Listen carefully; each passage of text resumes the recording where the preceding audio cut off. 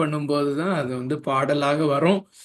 கர்த்தர் வருகிற நாட்களிலே அப்படிப்பட்ட பாடல் ஆசிரியர்களை எழுப்புவாராக. நிச்சயமாய் செய்வார். ஜெபத்தோட நாம காணப்படுவோம். ஸோ இந்த நாளிலேயும் நாம ரோமருக்கு எழுதின நிருபம் 7வது அதிகாரத்தை நாம் கற்றுக்கொள்ள முயற்சி செய்யலாம். 7வது அதிகாரம் 1 முதல் 6 வசனங்கள் அடங்கிய வேத பகுதியை நாம் கற்றுக்கொண்டு வருகிறோம். ஸோ நாம் அறிந்திருக்கிறபடி திரும்பவும் பிரீஃபா நான் ரிப்பீட் பண்ணுகிறேன். 3 பெரும் பகுதிகளாக இந்த 7வது அதிகாரம் அமைந்திருக்கிறது. அடிப்படையிலே சாங்டிஃபிகேஷன் அல்லது ஒரு கிறிஸ்தவ விசுவாசி ரோமருக்கு எழுதின நிருபம் 3வது அதிகாரத்திலே 25, 26 வசனங்களிலே வரும் பொழுது அல்லது அந்த வசனங்களின் அனுபவத்திலே வரும்போது விசுவாசத்தினாலே நீதிமான் ஆக்கப்படுகிறான். அப்படி விசுவாசத்தினாலே நீதிமான் ஆக்கப்பட்ட ஒருவன் அதை தொடர்ந்து அதனுடைய ஆசீர்வாதங்களை அனுபவித்து வருகிறான். விசுவாசத்தினாலே நீதிமான் ஆக்கப்பட்டதனுடைய ஆசீர்வாதங்களை அவன் அனுபவித்துக் கொண்டு வருகிறான். அந்த ஆசீர்வாதங்களிலே ஒன்றாகத்தான் 6வது அதிகாரத்திலும் 7வது அதிகாரத்திலையும் கிறிஸ்டியன் சாங்டிஃபிகேஷன், ஒரு கிறிஸ்தவ விசுவாசி விதமாய் விசுவாசத்தினாலே நீதிமானாக்கப்பட்ட ஒருவன் எவ்விதமாக பரிசுத்தமாக்கப்படுகிறான் என்பதை நாம் கற்றுக்கொண்டு வருகிறோம். இது நமக்கு மிகவும் ரெலவெண்டாக இருக்கிறது என்பதை நாம் அறிந்திருக்கிறோம். அதுல மிக குறிப்பாக 7வது அதிகாரம் ஒரு கிறிஸ்தவ விசுவாசி நியாயப்பிரமாணத்தோடு எவ்விதமாக தொடர்பு கொண்டிருக்கிறான் அல்லது நியாயப்பிரமாணத்திற்கும் ஒரு கிறிஸ்தவ விசுவாசிக்கும் தொடர்பு என்ன, அல்லது நியாயப்பிரமாணத்துக்கும் ஒரு கிறிஸ்தவ விசுவாசி பரிசுத்தமாகிற காரியத்திற்கும் என்ன தொடர்பு இருக்கிறது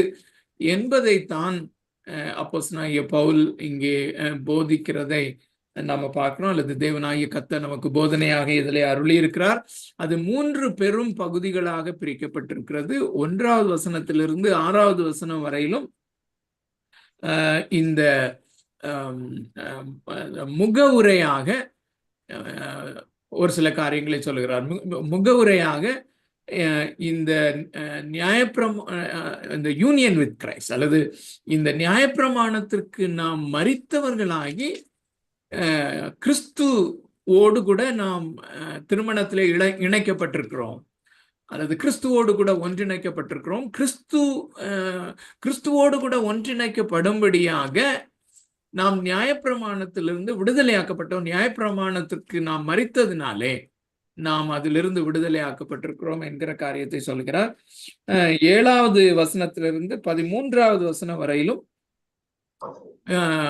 இந்த நியாயப்பிரமாணத்தை அவர் விண்டிகேட் பண்ணுகிறதை பார்க்கிறோம். ஏனென்றால் அந்த முதல் பத்தியை அல்லது முதலாவது பேராகிராஃபை அவர் முடிக்கிற வேளையிலே நியாயப்பிரமாணத்தினால் தோன்றுகிற பாவங்கள், பாவ இச்சைகள் என்று சொல்லுவதினாலே நியாயப்பிரமாணத்தை கொஞ்சம் தரக்குறைவாக பேசுவது போல தென்பட்டபடினாலே அவ்விதமாக ஒருவரும் தவறாக புரிந்து கொள்ளக்கூடாது என்பதற்காக 7வது வசனத்திலிருந்து 12வது வசனம் வரையிலும் அவர் அந்த நியாயப்பிரமாணத்தை நீதிப்படுத்துகிறார் அல்லது நியாயப்பிரமாணம் நல்லது என்று சொல்லுகிறார். நியாயப்பிரமாணம் பரிசுத்தமானது என்று சொல்லுகிறார்.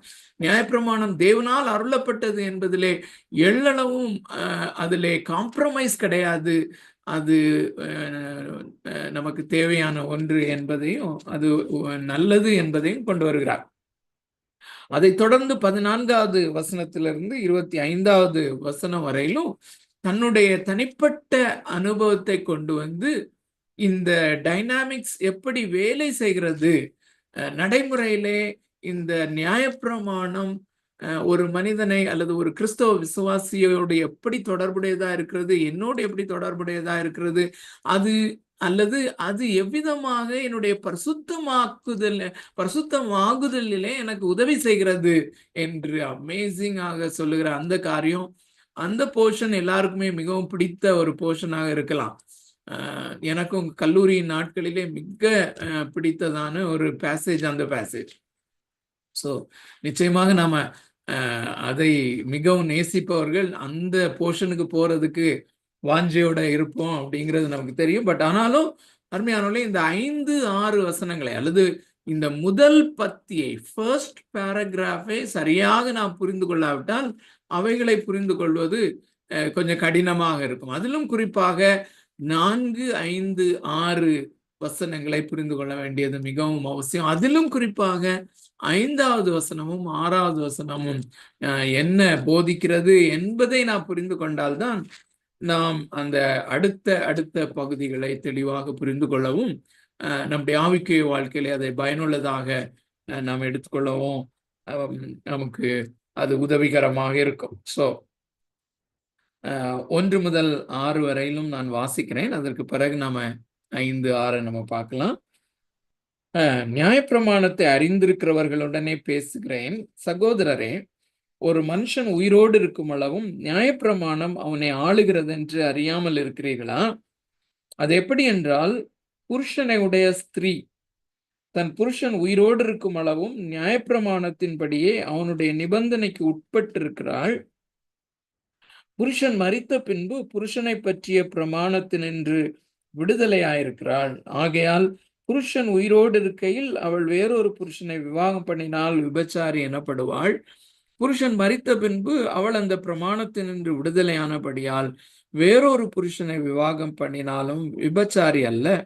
அப்படி போல என் சகோதரரே, நீங்கள் மரித்தோரிலிருந்து எழுந்த கிறிஸ்து என்னும் வேர் ஒருவர் உடையவர்களாகி தேவனுக்கென்று கனி கொடுக்கும்படி கிறிஸ்துவின் சரீரத்தினாலே நியாயப்பிரமாணத்துக்கு மரித்தவர்களானீர்கள். நாம் மாம்சத்திற்குட்பட்டிருந்த காலத்தில் நியாயப்பிரமாணத்தினாலே தோன்றிய பாவ இச்சைகள் மரணத்திற்கு ஏதுவான கனிகளை கொடுக்கத்தக்கதாக நம்முடைய அவயவங்களிலே பலன் செய்தது.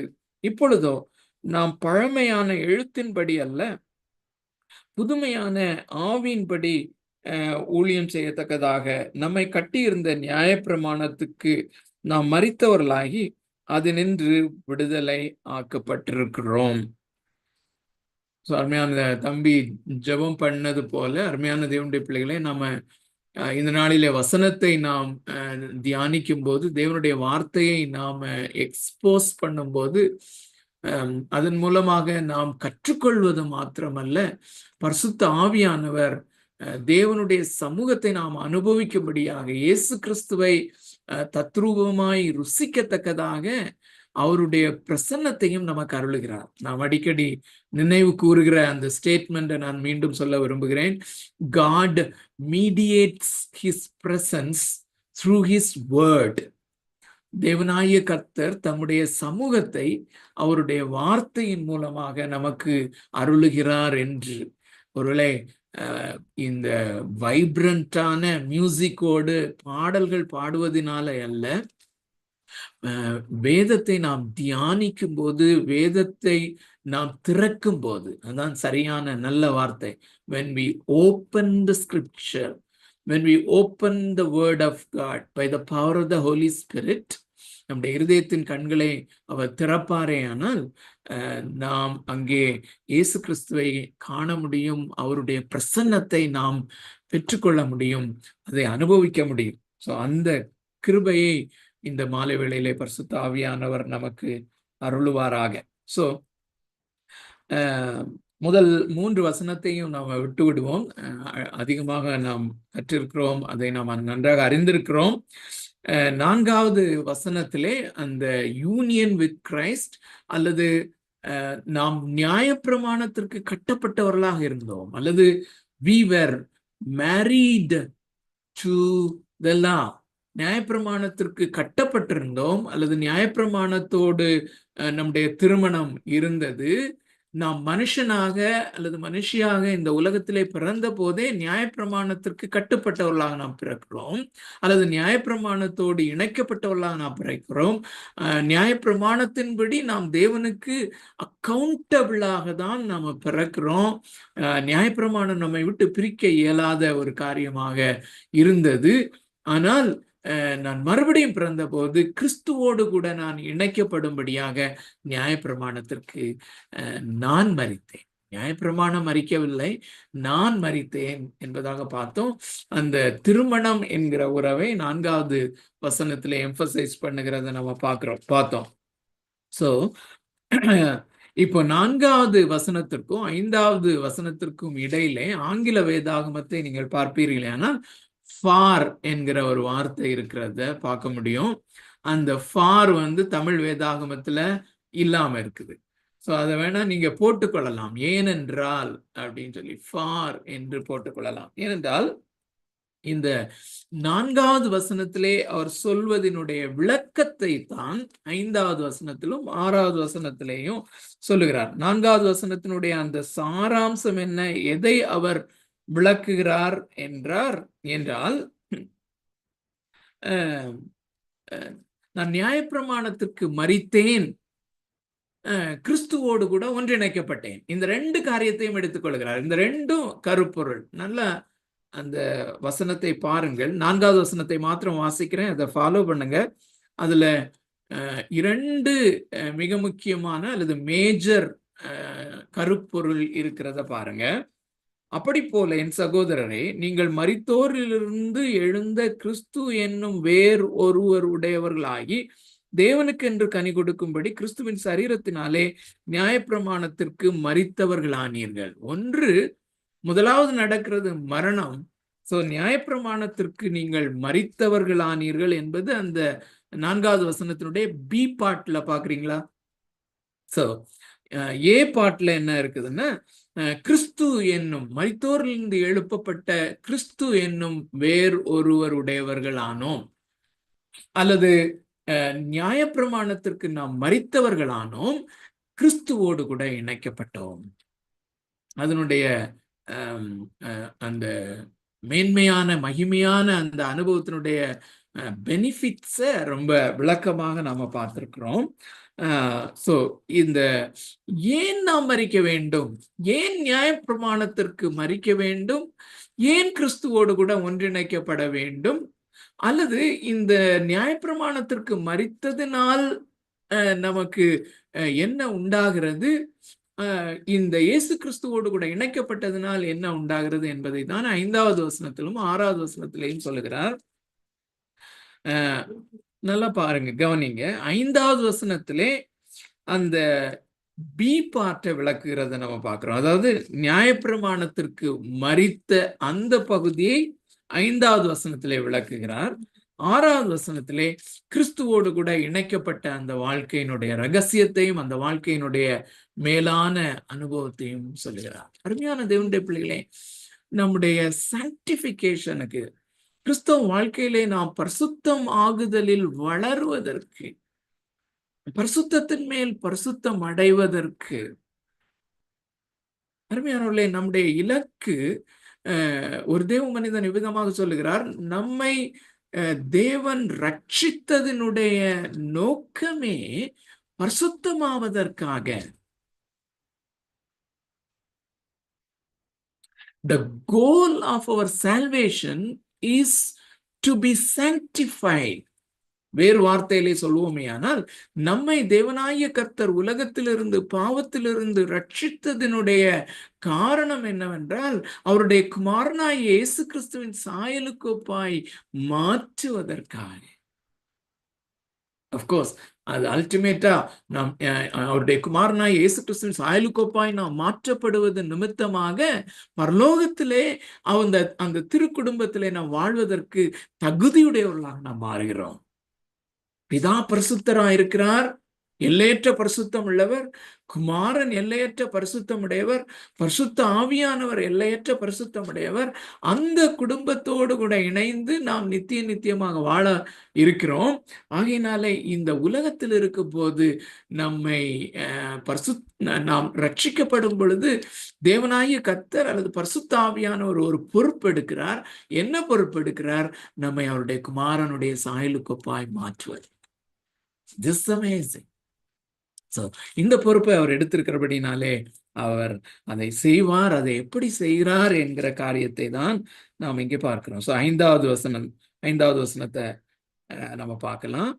நாம் மாம்சத்திற்கு உட்பட்டிருந்த காலத்தில் நியாயப்பிரமாணத்தினாலே தோன்றிய பாவ இச்சைகள் மரணத்திற்கு ஏதுவான கனிகளை கொடுக்கத்தக்கதாக நம்முடைய அவயவங்களிலே பேலன்ஸ் செய்தது. ஸோ அதுல உள்ள முதல் ஃப்ரேஸை நம்ம கொஞ்சம் எடுத்து விரிவாக பார்த்தோம். நாம் மாம்சத்திற்கு உட்பட்டிருந்த காலத்தில், அருமையான தேவனுடைய பிள்ளைகளே, இந்த 5வது வசனத்திற்கும் 6வது வசனத்தையும் நல்லா கவனிங்க. இது ஒரு டெஃபினிட்டான எக்ஸ்பீரியன்ஸ்.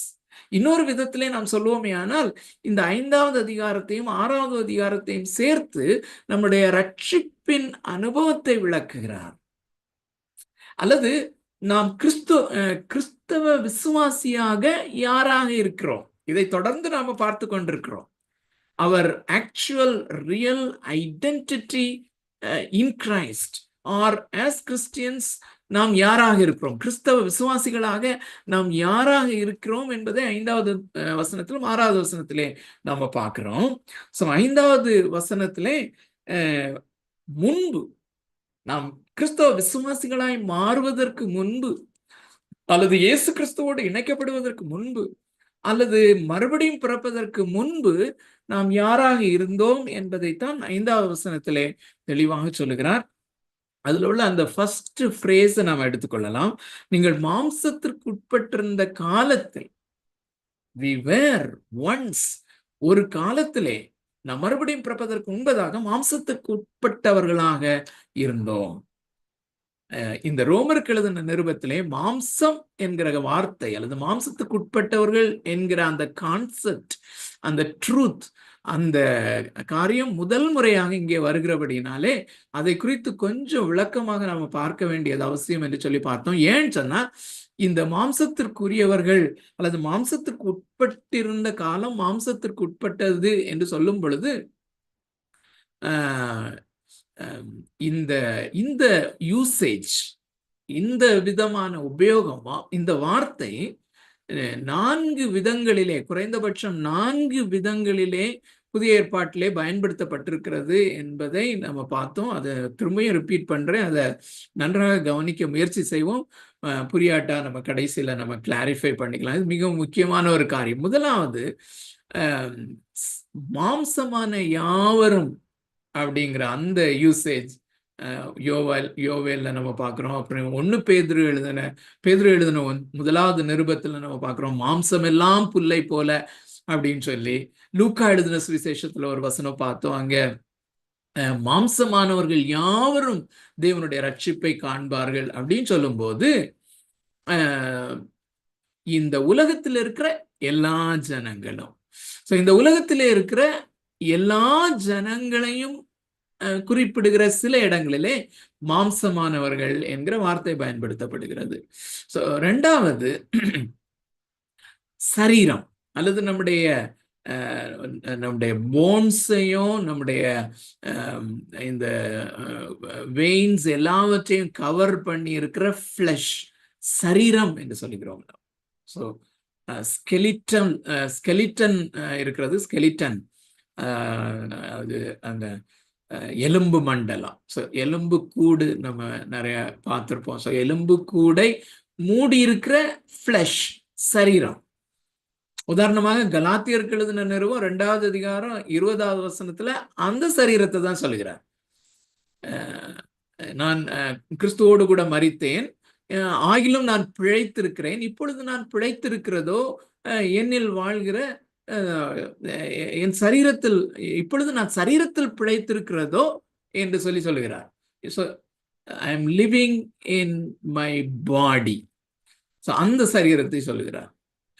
3வது ஒரு யூசேஜ் இருக்கிறது. அது கலாத்தியருக்கு எழுதின நிருபம் 5வது அதிகாரம் 17வது வசனத்திலே, மாம்சம் ஆவிக்கு விரோதமாகவும் ஆவி மாம்சத்துக்கு விரோதமாகவும் என்று சொல்லும் போது இங்கேதான் நம்ம கவனிக்க வேண்டும்.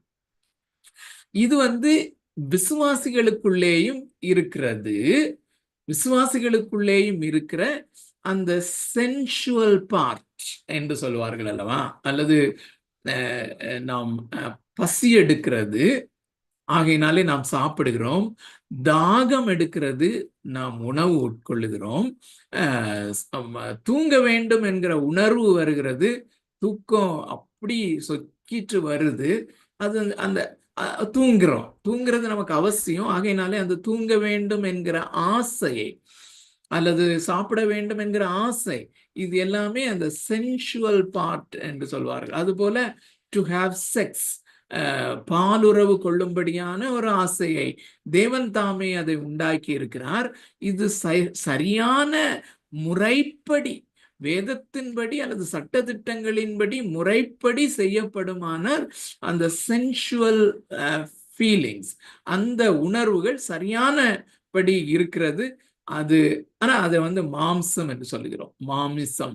சோ இந்த மாமிசத்தின் ஆசைகள் எல்லா விசுவாசிகளுக்குள்ளேயும் இருக்கிறது. விசுவாசிகளுக்குள்ளேயும் அது கூட வாய்ப்பு இருக்கிறது. அதுதான் மாம்சம் ஆவிக்கு விரோதமாகவும் ஆவி மாம்சத்துக்கு விரோதமாகவும் போர் செய்கிறது என்கிறது நம்ம பார்க்கணும். கலாத்தியர் 5:17 அந்த போர்ஷன்ல. ஆனால் இந்த இடத்துல மென்ஷன் பண்ணி இருக்கிறது அந்த மூன்றும் அல்ல, நான்காவது கேட்டகரி.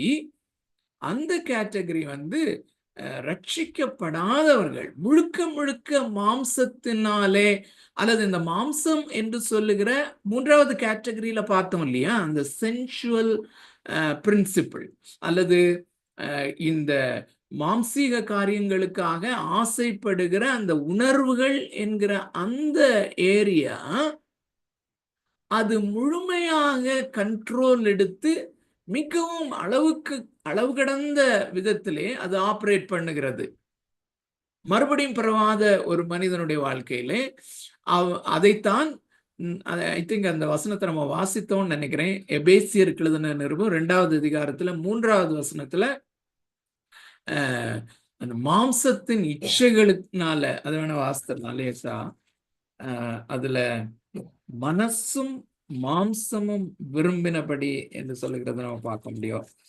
2வது அதிகாரம் 3வது வசனம், அவர்களுக்குள்ளே மறுபடி பிரவாத மக்களுக்குள்ளே நாம் எல்லாரும் முற்காலத்திலே நமது மாம்ச இச்சையின்படியே நடந்து, அந்த sensual part of the flesh, மாம்சத்தில் இருக்கிற அந்த ஆசைகள் டாமினேட் பண்ணி, அந்த மாம்ச இச்சைகள் அது ஆசை என்பதை கடந்து, அளவு கடந்து இச்சையாக மாறி, அந்த மாம்ச இச்சையின்படி நடந்து, அந்த மாம்ச இச்சைக்கு உட்பட்டிருக்கிற 2 விதமான ஆசைகளை அங்கே கொண்டு வருகிறார் அவர். மாம்சமும் மனசும் விரும்பினவைகளை அப்படின்னு, அந்த விரும்பினவைகளை அப்படிங்கிறது ஆக்சுவலா வெர்பா இங்க வர்றதுனால, தமிழ் பைபிள்ல வரும்போது அது வெர்பா வருது. ஆனா ஆக்சுவலா இங்கிலீஷ் பைபிள்ல ஐ திங்க் நவுனாவே வரும். Desires of the flesh and desires of the mind அப்படி வரும். ஸோ அந்த மாம்சமும் ஆசைப்படுது, மனசும் ஆசைப்படுது.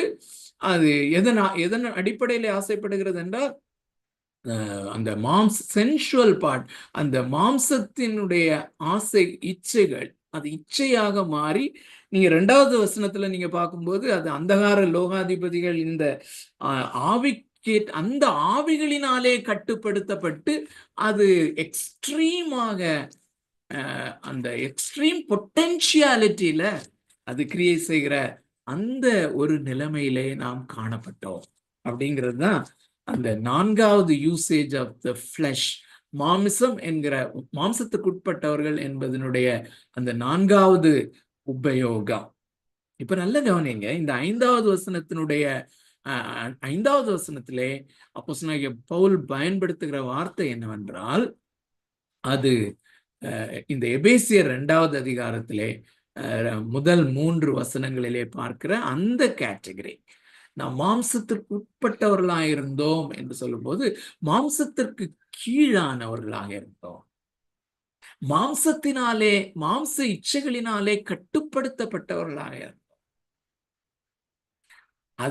அதுக்கு பேரலான ஒரு ஃப்ரேஸை நம்ம சொல்ல வேண்டுமானால், நியாயப்பிரமாணத்திற்கு உட்பட்டவர்களாக இருந்தோம்.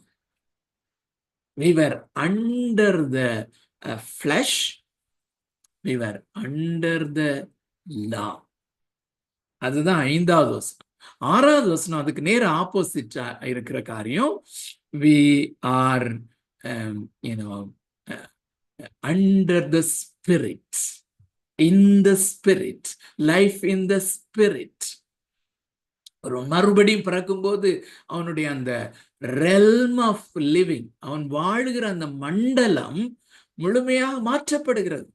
மாம்சீகம் என்று சொல்லப்படுகிற அந்த மண்டலத்திலே வாழ்ந்து கொண்டிருந்தான், அல்லது மாம்சம் என்கிற அந்த மண்டலத்திலே நாம் வாழ்ந்து கொண்டிருந்தோம். அப்பொழுது நியாயப்பிரமாணம் என்கிற மண்டலமும் ஆட்சி செய்து கொண்டிருந்தது. ஆனால் இப்பொழுதோ நாம் ஆவியின் மண்டலத்திலே வாழ்கிறோம். We are in the spirit. சில கரிஸ்மேட்டிக் பீப்புள் சொல்லுகிற அந்த ஒரு ஒரு ஒரு விதமான உணர்விலே வாழ்வதில்லை. அதை கன்ஃபியூஸ் பண்ணி விட வேண்டாம். ஏன்னா தமிழ் அநேகர் அந்த பேக்ரவுண்ட்ல வந்ததுனால ஆவியின் மண்டலத்திலே வாழ்தல் அப்படின்னு சொன்ன உடனே ஒரே ப்ராஃபட்டிக்கா பேசி, தட் இஸ் நாட் தட். மறுபடியும் பிறந்தவன் அந்த ஆவியின் மண்டலத்துக்குள்ளே வருகிறான்.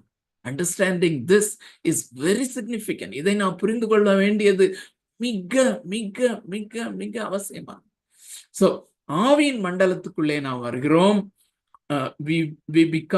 we are under the spirit, under the grace. கிருபைக்குட்பட்டவர்களாக மாறுகிறோம், ஆவிக்குட்பட்டவர்களாக நாம் மாறுகிறோம், ஆவிக்குரியவர்களாய் மாறுகிறோம், ஆவிக்குரிய சிந்தை உள்ளவர்களாய் மாறுகிறோம், ஆவியிலே நாம் சிந்திக்கிறோம், ஆவியிலே நடக்கிறோம், ஆவியிலே போர் செய்கிறோம். Everything is spiritual. அமேசிங்கான ஒரு எக்ஸ்பீரியன்ஸை அன்று கொடுத்திருக்கிறார். அருமையானவர்களே, இந்த மாம்சத்துக்கு உட்பட்டு இருந்த காலத்திலே நாம் நியாயப்பிரமாணத்திற்கு உட்பட்டு இருந்தோம் என்றால் அது யூதர்களுக்கு தானே பொருந்தும் அப்படிங்கிற அந்த காரியத்திலிருந்து நம்ம எல்லாருமே வெளிவரணும்னு எனக்கு துடிப்பாக இருக்கிறது. நான் அதை எப்படி நாம் ஒவ்வொருத்தரும் கிராஸ் பண்ணுகிறோம் என்பது மிக மிக முக்கியம். ஒரே ஒரு சின்ன இல்லஸ்ட்ரேஷன் சொல்றேன், அதனால உங்களுக்கு கூடுதல் இன்சைட் கிடைக்குதான்னு சொல்லி பாருங்க. நமக்கு ஒருவேளை அந்த சீனாய் மலையில் கொடுக்கப்பட்ட நியாயப்பிரமாணத்துல அது நமக்கு மிக மிக தொடர்புடையது தான். ஆனாலும் ஒருவேளை அது டச் இல்லாம நம்ம இருந்திருந்தோம்னா இது மாத்திரம் யோசித்து பாருங்க. இன்றைய தமிழ் கிறிஸ்தவ உலகத்திலே பிரசங்கங்களையோ அல்லது தனிப்பட்ட தியானத்திலேயோ இந்த ஒரு வசனம் நான் இப்போ தியானிக்கிறோம் இல்லையா, அந்த ஒரு வசனத்தை எடுத்தாலும் எப்படி பிரசங்கம் பண்ணுவாங்கன்னா, நல்லா என்னோடு கூட சிந்திக்க முயற்சி செய்யுங்கள். நீங்கள் மாம்சத்திற்கு உட்பட்டு இருக்க கூடாது அப்படின்னு பிரசங்கம் பண்ணுவாங்க. நான் சொல்றது விளங்குதா? அதாவது நான் மாம்சத்திற்கு உட்பட்டு இருந்த காலத்தில் அப்படின்னு சொல்லி இருக்குது. அதே மாதிரி 8வது அதிகாரத்துல நீங்க வந்தீங்கன்னா முதல் வசனத்துல ஆனபடியால் கிறிஸ்து இயேசுக்கு உட்பட்டவளா இருந்து மாம்சத்தின்படி நடவாமல் ஆவின்படி நடக்கிறவர்களுக்கு ஆக்கினை தீர்ப்பில்லை. ஸோ நீங்கள் இதை எடுத்துக்குவாங்க. இது ஒரு அமேசிங்கான ப்ராமிஸ். ஆக்சுவலா நம்மை ஒரு ஆவிக்குரிய உன்னதமான நிலைமைக்கு கொண்டு போகக்கூடிய ஒரு வாக்குத்தத்தம். சோ அதை எடுத்து ஒரு கட்டளையாக மாற்றி விடுவாங்க. நீங்க மாம்சத்தின்படி நடக்கக்கூடாது அப்படின்னா என்னதுன்னு விசுவாசிகளுக்கு எக்ஸ்பிளைனும் பண்ண மாட்டாங்க. அது ஒரு பயங்கரமான ஒரு ஃப்ரஸ்ட்ரேஷனுக்குள்ளால வழி நடத்தக்கூடிய காரியத்தை ரியலைஸ் பண்ண முடியுதான்னு சொல்லி தரல எனக்கு. இப்படியே எனக்கும் அப்படிதான் இருந்துச்சு. நானும் மிக விசேஷமாக ரோமருக்கு எழுதின நிருபம் 8வது அதிகாரம் கடைசி பேசேஜ் எனக்கு ரொம்ப பிடிச்ச பேசேஜ். கல்லூரி நாட்கள்ல நான் அதிகமாக நேசிக்கிற ஒரு பேசேஜ். ஆனா அதை நான் தியானிக்கும் பொழுதெல்லாம் நானே அதை ஒரு கட்டளையாக நான் எடுத்துக்கொண்டு அதை பயங்கர ஃப்ரஸ்ட்ரேஷனுக்குள்ளாயிருப்பேன். அதை படிக்கும் பொழுதெல்லாம் நான் ஆண்டவரை அவ்வளவு நேசிக்கலையே, ஆண்டவரை மிக உன்னதமாக நேசிக்க வேண்டும் என்கிற கட்டளையாக மாற்றி விடுங்க. அது புரியுதா? ஆனா அது ஒரு அமேசிங்கான வார்த்தை. இவையெல்லாம் பிதாவாகிய தேவன் இயேசு கிறிஸ்துவிலே கொண்டுள்ள அன்பிலிருந்து நம்மை பிரிக்க மாட்டாது என்பது ஒரு பெரிய ஒரு ஒரு ஒரு ப்ராமிஸ் ஆஃப் த ப்ராமிசஸ் என்று சொல்லலாம். வாக்குத்தத்தங்களிலெல்லாம் பெரிய வாக்குத்தத்தமாக இப்போ நம்ம அதை என்ஜாய் பண்றோம். நான் அதை என்ஜாய் பண்றேன். அது படிக்கும் போதெல்லாம் இட் லிஃப்ட்ஸ் மை ஸ்பிரிட், என்னுடைய ஆவியை அது உயர்த்துகிறது. ஆனா ஒரு காலத்துல அதையும் கட்டளையாக மாற்றின போது நான் இயேசுவை நேசிக்க வேண்டிய பிரகாரமா நேசிக்கலையே, நான் பாவத்தை தான் நேசிக்கிறேன், உலகத்தை தான் நேசிக்கிறேன் அப்படின்னு சொல்லி ஃப்ரஸ்ட்ரேட் ஆகி அதை மூடி வச்சு. அருமையானவர்களே, இது எதை காண்பிக்கிறது என்றால், நாம் எல்லாவற்றையும் கட்டளையாக மாற்றி 1 மணி நேரம் ஜெபம் பண்ணணும், ஒரு அதிகாரமாவது நான் கண்டிப்பாக படிக்க வேண்டும் என்று நானே எனக்கு திட்டங்களை வகுத்து கொண்டு, அதுக்காக திட்டமே இல்லாமல் இருக்க வேண்டும் என்பதல்ல, அதை எம்பசைஸ் பண்ணுகிற ஒரு போக்கு அல்லது அதை அப்படி வாழ வேண்டும் என்கிறதான ஒரு டெண்டன்சி, அதுதான் மாம்சத்திற்குட்பட்ட ஒரு நியாயப்பிரமாணத்துக்கு உட்பட்ட ஒரு வாழ்க்கை. புரியுதா? இப்போ நம்ம தப்பிக்க முடியாது. இப்போ இந்த இந்த நியாயப்பிரமாணம் சீனாய் மலையில கொடுக்கப்பட்டது யூதர்களுக்கு என்று சொல்லுவோம். பட் இந்த டெண்டன்சி எல்லாருக்குள்ளேயும் நம்ம இருக்கிறத நம்ம பார்க்க முடியும். ஸோ அருமையான இந்த பாயிண்ட் என்னன்னா, இந்த நியாயப்பிரமாணம் என்பது ஒரு மனிதனையும் ஜஸ்டிஃபை முடியாது. அல்லது நல்ல கவனிங்க, அது நம்முடைய கலாச்சாரத்துக்கு அதை மாற்றி சொல்லுகிறேன். நான் இப்படிப்பட்ட சட்டதிட்டங்கள், டூஸ் அண்ட் டோன்ட்ஸ், நானே மாற்றிக்கொண்ட இந்த கட்டளைகளின்படி வாழ வேண்டும் என்கிற அந்த ட்ரெண்ட், அந்த போக்கை நான் எடுத்துக்கொண்டு அதிலே நான் முயற்சி செய்யும் போது அதைதான் மாம்சத்துக்கு, அந்த நியாயப்பிரமாணத்துக்கு உட்பட்டவர்கள் என்று நம்ம சொல்லுகிறோம். அருமையான தேவனுடைய பிள்ளைகளை, நாம் இந்த நிலைமையிலிருந்து தேவன் நம்மை விடுவித்திருக்கிறார் என்கிற காரியம். ஸோ இந்த இந்த ஒரு இன்க்ளினேஷன் அந்த வார்த்தை மிகவும் நல்ல ஒரு வார்த்தை. ஸோ இப்படி நானே வகுத்து கொண்ட அல்லது அந்த 10 கற்பனைகளில் இருந்து நான் டிரா பண்ணி வைத்து எனக்கென்று நான் வகுத்து கொண்ட இந்த நியமங்கள், இவைகளின்படி செய்ய நான் முயற்சி செய்வது நிமித்தமாக, இவைகளை நான் செய்ய முயற்சி செய்வது நிமித்தமாக நான் நீதிமானாக்கப்பட முடியாது. முதல்ல அதுதான், அதையும் கொஞ்சம் பார்த்துருவோம். ரோமர் 3வது அதிகாரம், ஏற்கனவே நம்ம ஜஸ்டிஃபிகேஷன் அல்லது நீதிமான் ஆக்கப்படுதல் என்கிற காரியத்தை நம்ம படிக்கும்போது பார்த்தோம். 3வது அதிகாரம் 20வது வசனம் 21வது வசனம் இப்படி இருக்க, நியாயப்பிரமாணம் 20வது வசனம் இப்படி இருக்க, பாவத்தை அறிகிற அறிவு நியாயப்பிரமாணத்தினால் வருகிறபடியால் எந்த மனுஷனும் நியாயப்பிரமாணத்தின் கிரியைகளினாலே தேவனுக்கு முன்பாக நீதிமான் ஆக்கப்படுவதில்லை. அதாவது இப்படிப்பட்ட சட்டதிட்டங்களை நான் பின்பற்றுவதினாலே நான் நீதிமான் ஆக்கப்பட முடியாது, அல்லது இப்படிப்பட்ட சட்டதிட்டங்களை நான் நிறைவேற்ற முயற்சி செய்வதினாலே நான் நீதிமான் ஆக்கப்பட முடியாது என்பது நமக்கு நல்லா தெரிஞ்ச ஒரு ஸ்டேட்மெண்ட். நல்லா கவனிங்க. அதே விதமாகத்தான் இங்கே அப்போஸ்தலனாகிய பவுலுடைய கூற்று என்ன? இந்த நியாயப்பிரமாணத்தின்படி வாழ முயற்சி செய்வதினாலே அல்லது சட்டதிட்டங்களின்படி கோட்ஸ் ஆஃப் கான்டக்ட் என்று சொல்லுவாங்கல்ல, அந்த நெறிமுறைகளை வகுத்து கொண்டு அவைகளின்படி செய்ய வேண்டும் என்று முயற்சி செய்வதன் மூலமாக பரிசுத்தமாக்கப்படவும் முடியாது என்பதுதான் இங்கே அவர் போதிக்கிற மிக முக்கியமான காரியம். ஸோ தமிழ் கிறிஸ்தவ உலகம் எவ்வளவு ஒரு ஆபத்தான ஒரு நிலைமையிலே இருக்கிறது என்பதை இந்த இடத்துலையும் உங்களால எந்த அளவுக்கு உணர முடிகிறது என்பது எனக்கு தெரியவில்லை. திருச்சபைகளிலே போதனைகள் எல்லாமே ஒரு மாரல் கோட் மாதிரி மாறிவிட்டதை எத்தனை பேர் கவனித்திருக்கிறோம் என்பது தெரியாது. அருமையானவர்களே, இந்த இடத்துல அப்போஸ்தலனாகிய பவுல் 2 காரியங்களை செய்கிறார். இப்போ 2வது ஃப்ரேஸுக்கு நாம வரோம். 5வது வசனத்தை கூர்ந்து கவனியுங்கள், கருத்தூன்றி கவனியுங்கள். மீண்டுமாய் நான் அதை உங்களுக்காக வாசிக்கிறேன். நான் மாம்சத்திற்கு உட்பட்டிருந்த காலத்தில், அதை நாம் நன்றாக புரிந்து கொண்டோம்.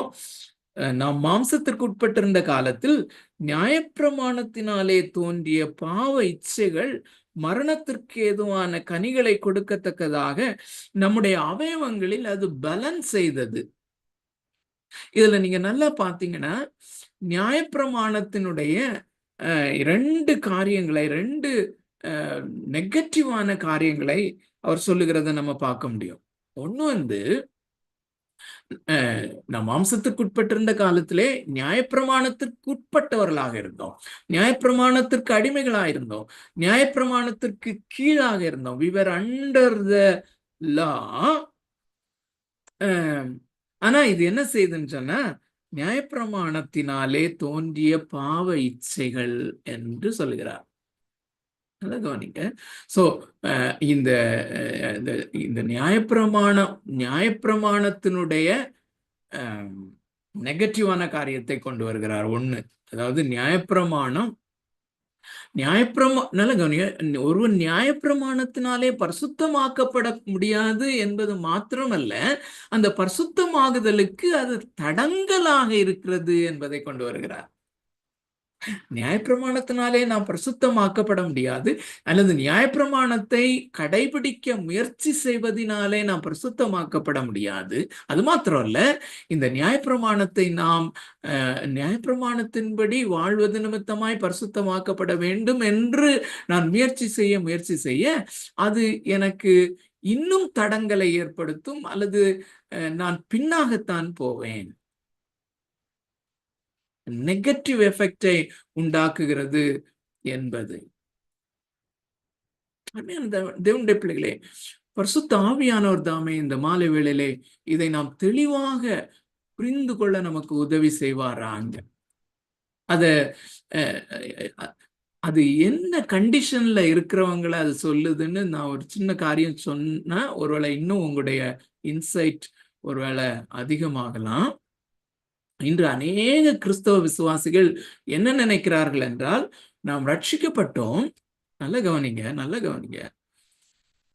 ரட்சிப்பை தேவன் கிருபையினாலே தந்தார், ஆனா அதையும் சரியா வழங்கிக்க மாட்டாங்க. எபேசியர் 2வது அதிகாரம் 8வது வசனத்தின்படி, கிருபையினாலே விசுவாசத்தை கொண்டு ரட்சிக்கப்பட்டீர்கள், இது உங்களால் உண்டானதல்ல, இது தேவனுடைய ஈவு. ஓகே, அந்த வசனத்தின்படி தேவன் ஈவாக என்னை ரட்சித்தார் அப்படிங்கிறத ஓரளவுக்கு புரிஞ்சும் புரியாமலும் அதை அக்செப்ட் பண்ணிக்கிறாங்க. ஆனா அதற்கு பிறகு அந்த ரட்சிப்பை, இப்படி தேவன் கிருபையாக எனக்கு கொடுத்த ரட்சிப்பை நான் தான் காத்துக்கொள்ள வேண்டும். சமீபத்துல நான் அட்டென்ட் பண்ண ஒரு பைபிள் ஸ்டடியில இந்த ஒரு கேள்வி வந்துச்சு. அது ஒரு ரொம்ப ஃபன்னியான கேள்வி, ஃபன்னியான ஒரு டிஸ்கஷன் தான். ஸோ ஒரு முறை ரட்சிக்கப்பட்டால் அது பெர்மனண்டா, ஒன்ஸ் சேவ்ட் எவர் சேவ்ட்.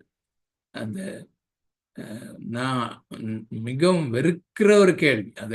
அது ஒரு ஒரு இம்மெச்சூர்டா கேட்கிற ஒரு கேள்வி. ஸோ அந்த கேள்வியின் அடிப்படையில் உடனே இம்மீடியட்டா ஒரு ரெஸ்பான்ஸ் என்ன வந்துச்சுன்னா, ஒரு சகோதரி, நோ, முடிவு பரியந்தம் நிலை நிற்பவனே ரட்சிக்கப்படுவான் அப்படின்னு சொல்லும்போது, அவங்களுக்குள்ள இருக்கிற உள்ள ஃப்ரஸ்ட்ரேஷன் இருக்குதா இல்லையான்னு எனக்கு தெரியல. அருமையானோர்களே, நல்ல கவனிங்க. இப்போ தேவன் கிருபையாக என்னை ரட்சித்தார், எனக்கு இவ்விதமாக அவர் ஈவாக தந்த அந்த ரட்சிப்பை நான் கஷ்டப்பட்டு காத்துக்கொள்ள வேண்டும் என்கிற அந்த ஒரு டெண்டன்சி இஸ் ஈக்குவல் டு நியாயப்பிரமாணத்திற்கு உட்பட்ட ஒரு டெண்டன்சி தான். புரிந்து கொண்டிருப்பீங்கன்னு நினைக்கிறேன்.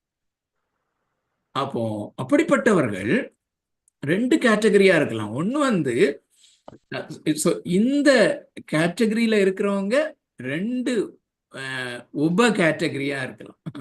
ஒன்று, ரொம்ப ஹை ஸ்டாண்டர்ட்ஸ் வச்சிருப்பாங்க. நான் இப்படி வாழ வேண்டும், அப்படி வாழ வேண்டும் என்று வசனம் சொல்லுகிறது. ஆகையினாலே அந்த ஒரு ஸ்டாண்டர்டை வைத்துக்கொண்டு நானே அதை அச்சீவ் பண்ணணும்னு சொல்லும்போது அவங்க ஒன்றில் மாய்மாலக்காரர்களாக மாறுவார்கள், அல்லது ஃப்ரஸ்ட்ரேஷன்ல வாழ்வார்கள். மிகவும் ஒரு ஒரு ஒரு ஒரு ஒரு ஃப்ரஸ்ட்ரேஷன்ல வாழ்கிறத பார்க்க முடியும். அல்லது 2வது கேட்டகரி என்னன்னா, உப கேட்டகரி, ஒரு கேர்லெஸ்ஸான வாழ்க்கை வாழ்வார்கள். ஒரு ஒரு பாவத்தை மேற்கொள்ளுதல், என்ன பாவமெல்லாம் என்னை ஆட்கொண்டு கொண்டிருக்கிறது, அவைகளை நான் எப்படி மேற்கொள்ள முடியும் என்பதை குறித்த ஒரு கவலை இல்லாதபடிக்கு கேர்லெஸ்ஸாக வாழ்ந்து கொண்டிருக்கிற ஒரு வாழ்க்கை.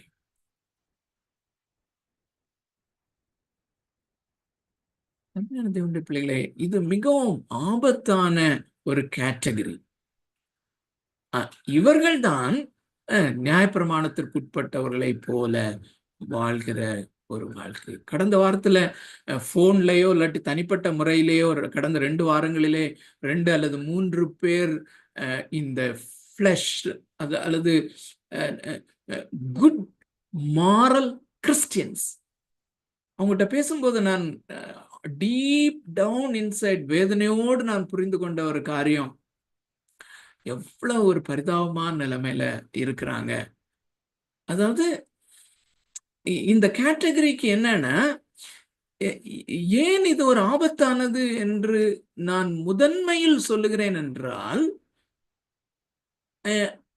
இவர்கள் கிறிஸ்துவை அல்லத்தட்டுகிறார்கள், அல்லது இயேசு கிறிஸ்து சிலுவையிலே செய்து முடித்த அந்த ஒரு விலையேறப்பெற்ற காரியம் அது தேவையில்லைன்னு சொல்றாங்க, சொல்லாமல் சொல்லுகிறார்கள். புரிஞ்சுதா? When they try to achieve their own holiness, தாங்களே ஒரு பரிசுத்த வாழ்வை வாழ்ந்து இந்த ரட்சிப்பை காத்துக்கொள்ள வேண்டும் என்ற அடிப்படையிலே கிறிஸ்தவ வாழ்க்கை வாழ்கிறவர்கள் என்ன சொல்லுகிறார்கள் என்றால், I don't need Christ, cross எனக்கு தேவையில்லை அப்படிங்கிற மாதிரி சொல்லாம சொல்றாங்க. ஏனென்றால் அப்போஸ்தலனாகிய பவுல் இங்கே டீச் பண்ணுகிற மிக முக்கியமான காரியம் என்னவென்றால், நீங்கள் கிறிஸ்தவ வாழ்க்கையிலே இந்த பரிசுத்தமாகுதலிலே வளருவதற்கும் இந்த சிலுவை அண்டையிலே நீங்கள் வந்தாக வேண்டும், கிறிஸ்துவண்டை வந்தாக வேண்டும். ஆகையினாலே தான் அந்த யூனியன் வித் கிரைஸ்ட் அவ்வளவு சிக்னிபிகண்டாக கொண்டு வருகிறார். You cannot divorce yourself from the cross and the Christ and have a sanctified life. கிறிஸ்துவோடும் சிலுவையோடும் இருக்கிற உறவிலிருந்து துண்டிக்கப்பட்டவர்களாக ஒரு பரிசுத்த வாழ்க்கை வாழ முடியாது. அல்லது நான் நீதிமானாக்கப்பட்ட அனுபவத்திலிருந்து இதை பிரிக்க முடியாது. இந்த கிறிஸ்துவோடு கூட நான் இணைக்கப்பட்டதுனாலே அந்த 6வது வசனம் பியூட்டிஃபுல், இன்னைக்கும் கவர் பண்ண முடியுமான்னு தெரியல. அந்த லைஃப் இன் த ஸ்பிரிட் அப்படின்னு சொல்லும் போது கிறிஸ்துவோடு கூட நான் இணைக்கப்பட்டிருக்கிறேன். the strength is flowing from the cross and Christ. இப்போ நம்ம ஒத்து பார்க்க வேண்டியது யோவான் எழுதின சுவிசேஷம் 15வது அதிகாரம், நமக்கு நம்ம ஃபெமிலியர் ஆனது. இயேசு சொல்கிறார், நான் திராட்சை செடியாக இருக்கிறேன், நான் செடியாக இருக்கிறேன், நீங்கள் கொடிகளாக இருக்கிறீர்கள். கொடியானது செடியோடு கூட எப்படி ஒன்றா இருக்கிறதோ அப்படி நாம் இணைக்கப்பட்டிருக்கிறோம். All the power flows from the plant, செடியிலிருந்து அல்லது செடியா இருக்கிற கிறிஸ்துவிலிருந்து அல்லது அந்த கிறிஸ்துவின் அன்பிலிருந்து அல்லது சிலுவையிலிருந்து அல்லது இந்த சுவிசேஷத்திலிருந்து. அதுதான் நம்ம அந்த RMC சர்ச்ல 1 கொரிந்தியர் படிக்கும்போது அதெல்லாம் நம்ம கற்றுக்கொண்டோம்.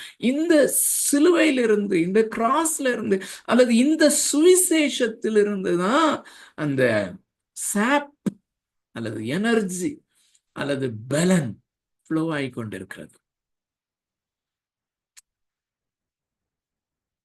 அது எப்படிப்பட்ட வல்லமை அப்படின்னு சொல்லி சமீபத்துல மார்ட்டின் லாய்ட் ஜோன்ஸுடைய ஒரு விளக்கத்தை நான் கேட்டுக்கொண்டிருந்தேன். எபேசியருக்கு எழுதின நிருபம் இருக்குது இல்லையா, எபேசியருக்கு எழுதின நிருபம் 1வது அதிகாரத்துல நாம் அடிக்கடி தியானிக்கிறபடி அந்த கடைசி போர்ஷன்ல விசுவாசிகளுக்குள்ளே கிரியை செய்கிற வல்லமை என்ன வல்லமை அப்படிங்கிறத எக்ஸ்பிளைன் பண்றாரு. அது பியூட்டிஃபுல்லா இளங்கோ அது காணாம சொல்லுவாங்க. அந்த இயேசு கிறிஸ்துவை மரித்தோரிலிருந்து எழுப்பி உன்னதங்களிலே உட்கார வைத்த வல்லமை, அது 5-6 வசனத்துல விளக்குகிறார். அவ்வளவு பெரிய வல்லமை நான் இப்ப சொல்ல வந்த குறிப்பு என்னவென்றால், அந்த வல்லமை எவ்வளவு பெருசுன்னு சொல்லி விசுவாசிகள் உணரத்தக்கதாக 2 காரியத்தை அப்போஸ்தலனாகிய பவுல் அங்கே 2வது அதிகாரத்துல சொல்றார். எவ்வளவு டீப் டெப்த்ல இருந்து நீங்க தூக்கி எடுக்கப்பட்டீங்க அப்படின்னு கொண்டு போறாரு. விசுவாசிகளுக்கு தான் அதை எழுதுறாரு. 2வது அதிகாரம் 1, 2, 3 வசனங்களை சொல்லும்போது யூ ஆர் டெட் அப்படின்னு சொல்லி அந்த அகல பாதாளத்திலே தூக்கி போடுகிறார். நீங்கள் கிறிஸ்து தேவனாகிய கர்த்தர் உங்களை ரட்சித்து மேல வைக்கிறதுக்கு முன்னாடி நீங்கள் ஒருவராலும் எட்டப்படாத கீழே இருந்தீங்க. You are dead in sins and trespasses. நீங்கள் அக்கிரமங்களினாலும் பாவங்களினாலும் மரித்தவர்களாக இருந்தீர்கள் என்று 2வது வசனத்திலேயும் 3வது வசனத்தினுடைய விளக்கத்தை பார்க்கும்போது ஒரு ஒரு ஒரு விசுவாசியினுடைய பழைய நிலைமை எவ்வளவு கீழே கொண்டு போகணுமோ அவ்வளவு அகல பாதாளத்துக்கு கொண்டு போகிறார். அதுக்கு பிறகு எவ்வளவு உயரத்தை கொண்டு போகணுமோ அவ்வளவு உயரத்துல கொண்டு போகிறார். ஓ, வாட் அ பியூட்டிஃபுல் எக்ஸ்பிளனேஷன் இல்ல? இயேசு கிறிஸ்து தன்னுடைய பிதாவின் வலது பார்சயத்துல இருக்கிற அங்கே நீங்கள் வைக்கப்பட்டிருக்கிறீர்கள். What an amazing truth. அந்த டெப்த்தையும் அந்த ஹைட்டையும் கொண்டு வருகிறார். that is the power of living in the spirit. மறுபடியும் பிறந்த ஒரு மனிதன் அவனுடைய வாழ்க்கை அதுதான். சோ அந்த 5வது வசனம் சொல்றது முழுமையாக அது மாம்சத்திலே வாழ்கிற ஒரு வாழ்க்கை. சோ இந்த ஒரு வாழ்க்கையை வாழ்ந்து கொண்டிருந்தவனாதான் நிக்கோதேம் இயேசு கிறிஸ்துவிடத்துல வருகிறான். ஒரு நல்ல எக்ஸாம்பிள். Very good.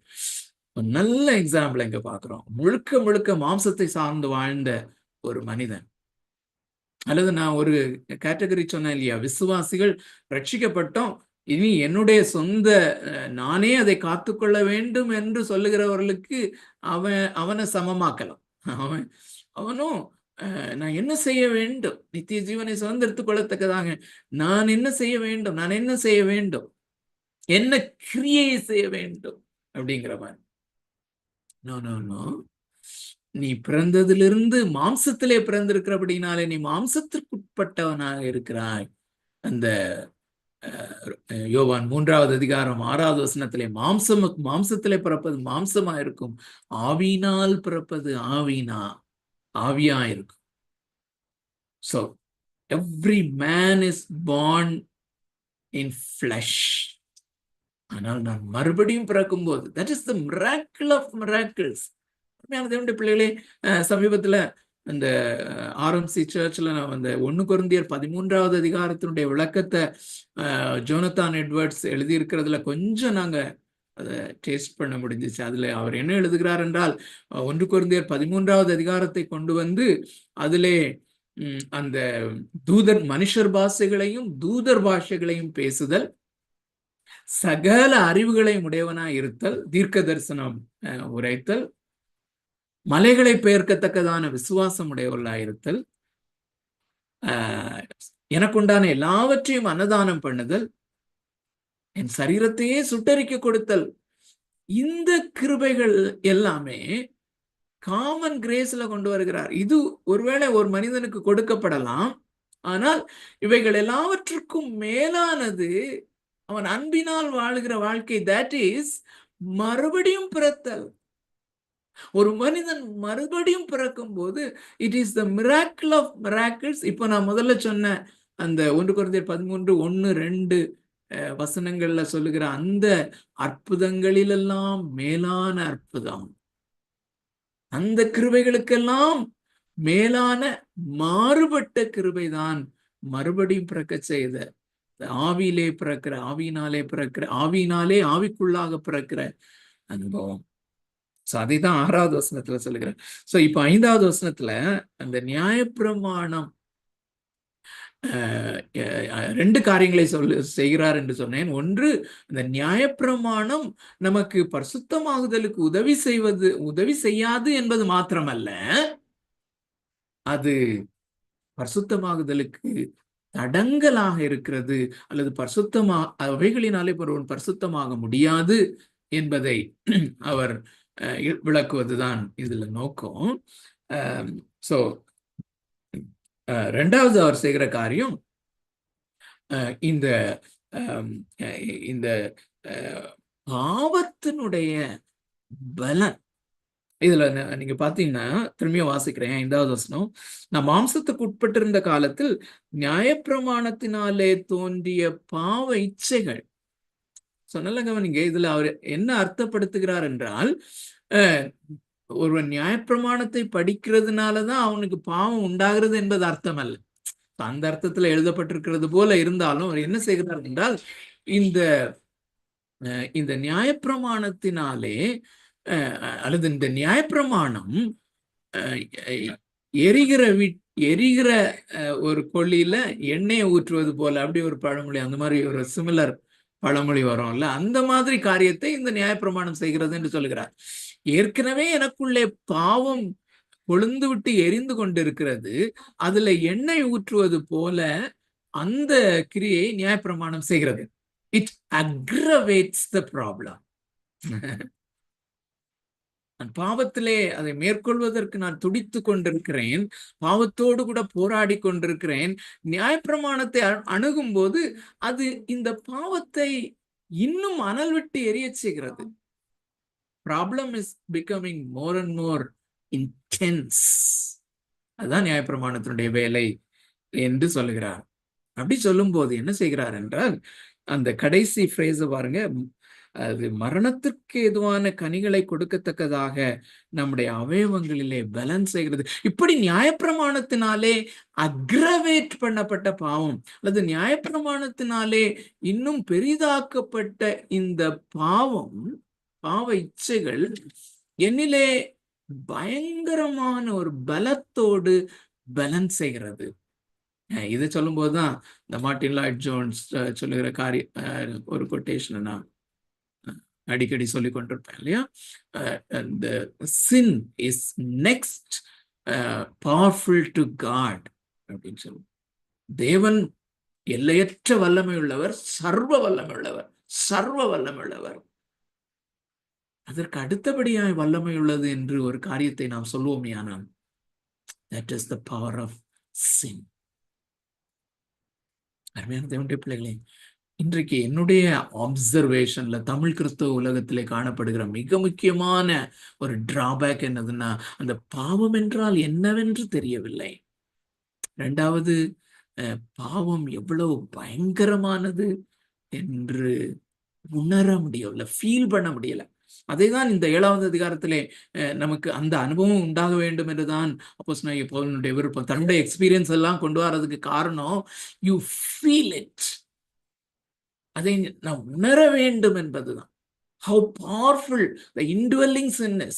ஒரு ரட்சிக்கப்பட்ட விசுவாசியினுடைய வாழ்க்கையில இருக்கிற அந்த மீதம் இருக்கிற பாவத்தினுடைய வல்லமை எவ்வளவு பயங்கரமானது அப்படிங்கிறத நீங்க ஃபீல் பண்ணுங்க. அப்படிங்கிறதுனாலதான் அவர் தன்னுடைய அனுபவங்களை எல்லாம் கொண்டு வருகிறத நம்ம பார்க்கிறோம். அருமையான தேவனுடைய பிள்ளைகளை, இந்த ஐ திங்க் நேரம் கடந்து போகிறது. ஐ திங்க் இன்னும் அநேக காரியங்கள் உண்டு. மேபி வருகிற நாட்கள்ல நாம் இதை இன்னும் ஆழமாக கற்றுக்கொள்ள, இவ்வளவு ஆழமாக கற்றுக்கொள்ள வேண்டுமா, அல்லது இந்த 5-6 வசனத்துல இவ்வளவு நிற்க வேண்டுமா என்று ஒருவேளை யோசிக்கலாம். அருமையான தேவனுடைய பிள்ளைகளே, இதை நாம் புரிந்து கொள்வது அல்லது கிராஸ்ப் பண்ணுவது, அந்த யூனியன் வித் கிரைஸ்ட், இயேசு கிறிஸ்துவோடு கூட ஆன அந்த திருமணத்தின் உறவினுடைய மேன்மையும் மகிமையையும் நாம நம்முடைய ஆவியிலே அல்லது நம்முடைய சோல்ல அதை கிராஸ் பண்ணுகிறது, சரியான புரிந்து கொள்ளுதல், மேன்மையான புரிந்து கொள்ளுதல கிராஸ்பிங் அப்படின்னு சொல்றேன் அந்த இங்கிலீஷ் வேர்ட். அதை நாம் பெற்றுக்கொள்வது நம்முடைய பரிசுத்த வாழ்க்கைக்கு ஒரு ரகசியமாக இருக்கிறது. So the more we grasp it, the more we will be sanctified and we will be drawn more and more nearer to Christ, and we will be enjoying the union with Christ, enjoying the marriage life with Christ. அருமையானவர்களே, கர்த்தர் இந்த வசனங்களை நமக்கு ஆசீர்வாதம் தருவாராக. இன்றைக்கும் கேள்விகள் இருக்குமானால் நாம கேட்கவும் ஆயத்தமாகவும் ஒவ்வொரு தம்பி இளங்கும். Thanks uncle. So I think நம்ம அதிகமான காரியங்களை பார்த்துருக்கோம். ஈவன் அங்கிள் எஃபிஷியன்ஸை கவர் பண்ணும்போதும் சொன்னாங்கல்ல. ஸோ அந்த இடத்துலையும் பால் கொண்டு வந்து ஈவன் 2வது சாப்டர்ல நம்ம நார்மலா எல்லாமே தமிழ் திருச்சபை வந்து அதை எப்படி புரிஞ்சுப்போம் அப்படின்னா 10வது வசனம். நான் ஜஸ்ட் அந்த வசனத்தை மாத்திரம் வாசிக்கிறேன். ஏனெனில் நற்கிரியைகளை செய்கிறதற்கு நாம் கிறிஸ்து இயேசுவுக்குள் சிருஷ்டிக்கப்பட்டு தேவ செய்கையா இருக்கிறோம். அதனால 8:9 தேவன் வந்து நம்மள சால்வேஷனை கொடுத்துட்டாரு, ரட்சித்துட்டாரு. இப்ப நற்கிரியை செய்யறது வந்து நம்ம வேலை. ஆக்சுவலா அந்த வசனத்துக்கு அப்படி அர்த்தம் கிடையாது. அங்கே நற்கிரியைகளை செய்யும்படி அப்படின்னா அவரை விசுவாசிக்கத்தக்கதான குமாரனாகிய தேவனை விசுவாசிக்கத்தக்கதாக 1வது அதிகாரத்துல 3வது வசனத்துல ஆரம்பிச்சு பவுல் எழுதிட்டு வந்துட்டே இருக்கிற அந்த விசுவாசத்தை எக்ஸசைஸ் பண்ணுகிற நற்கிரியை, இட் இஸ் அ ப்ரீடெஸ்டைன்டு நற்கிரியை நமக்குள்ள அப்படின்னு கொண்டு வர்றாரு.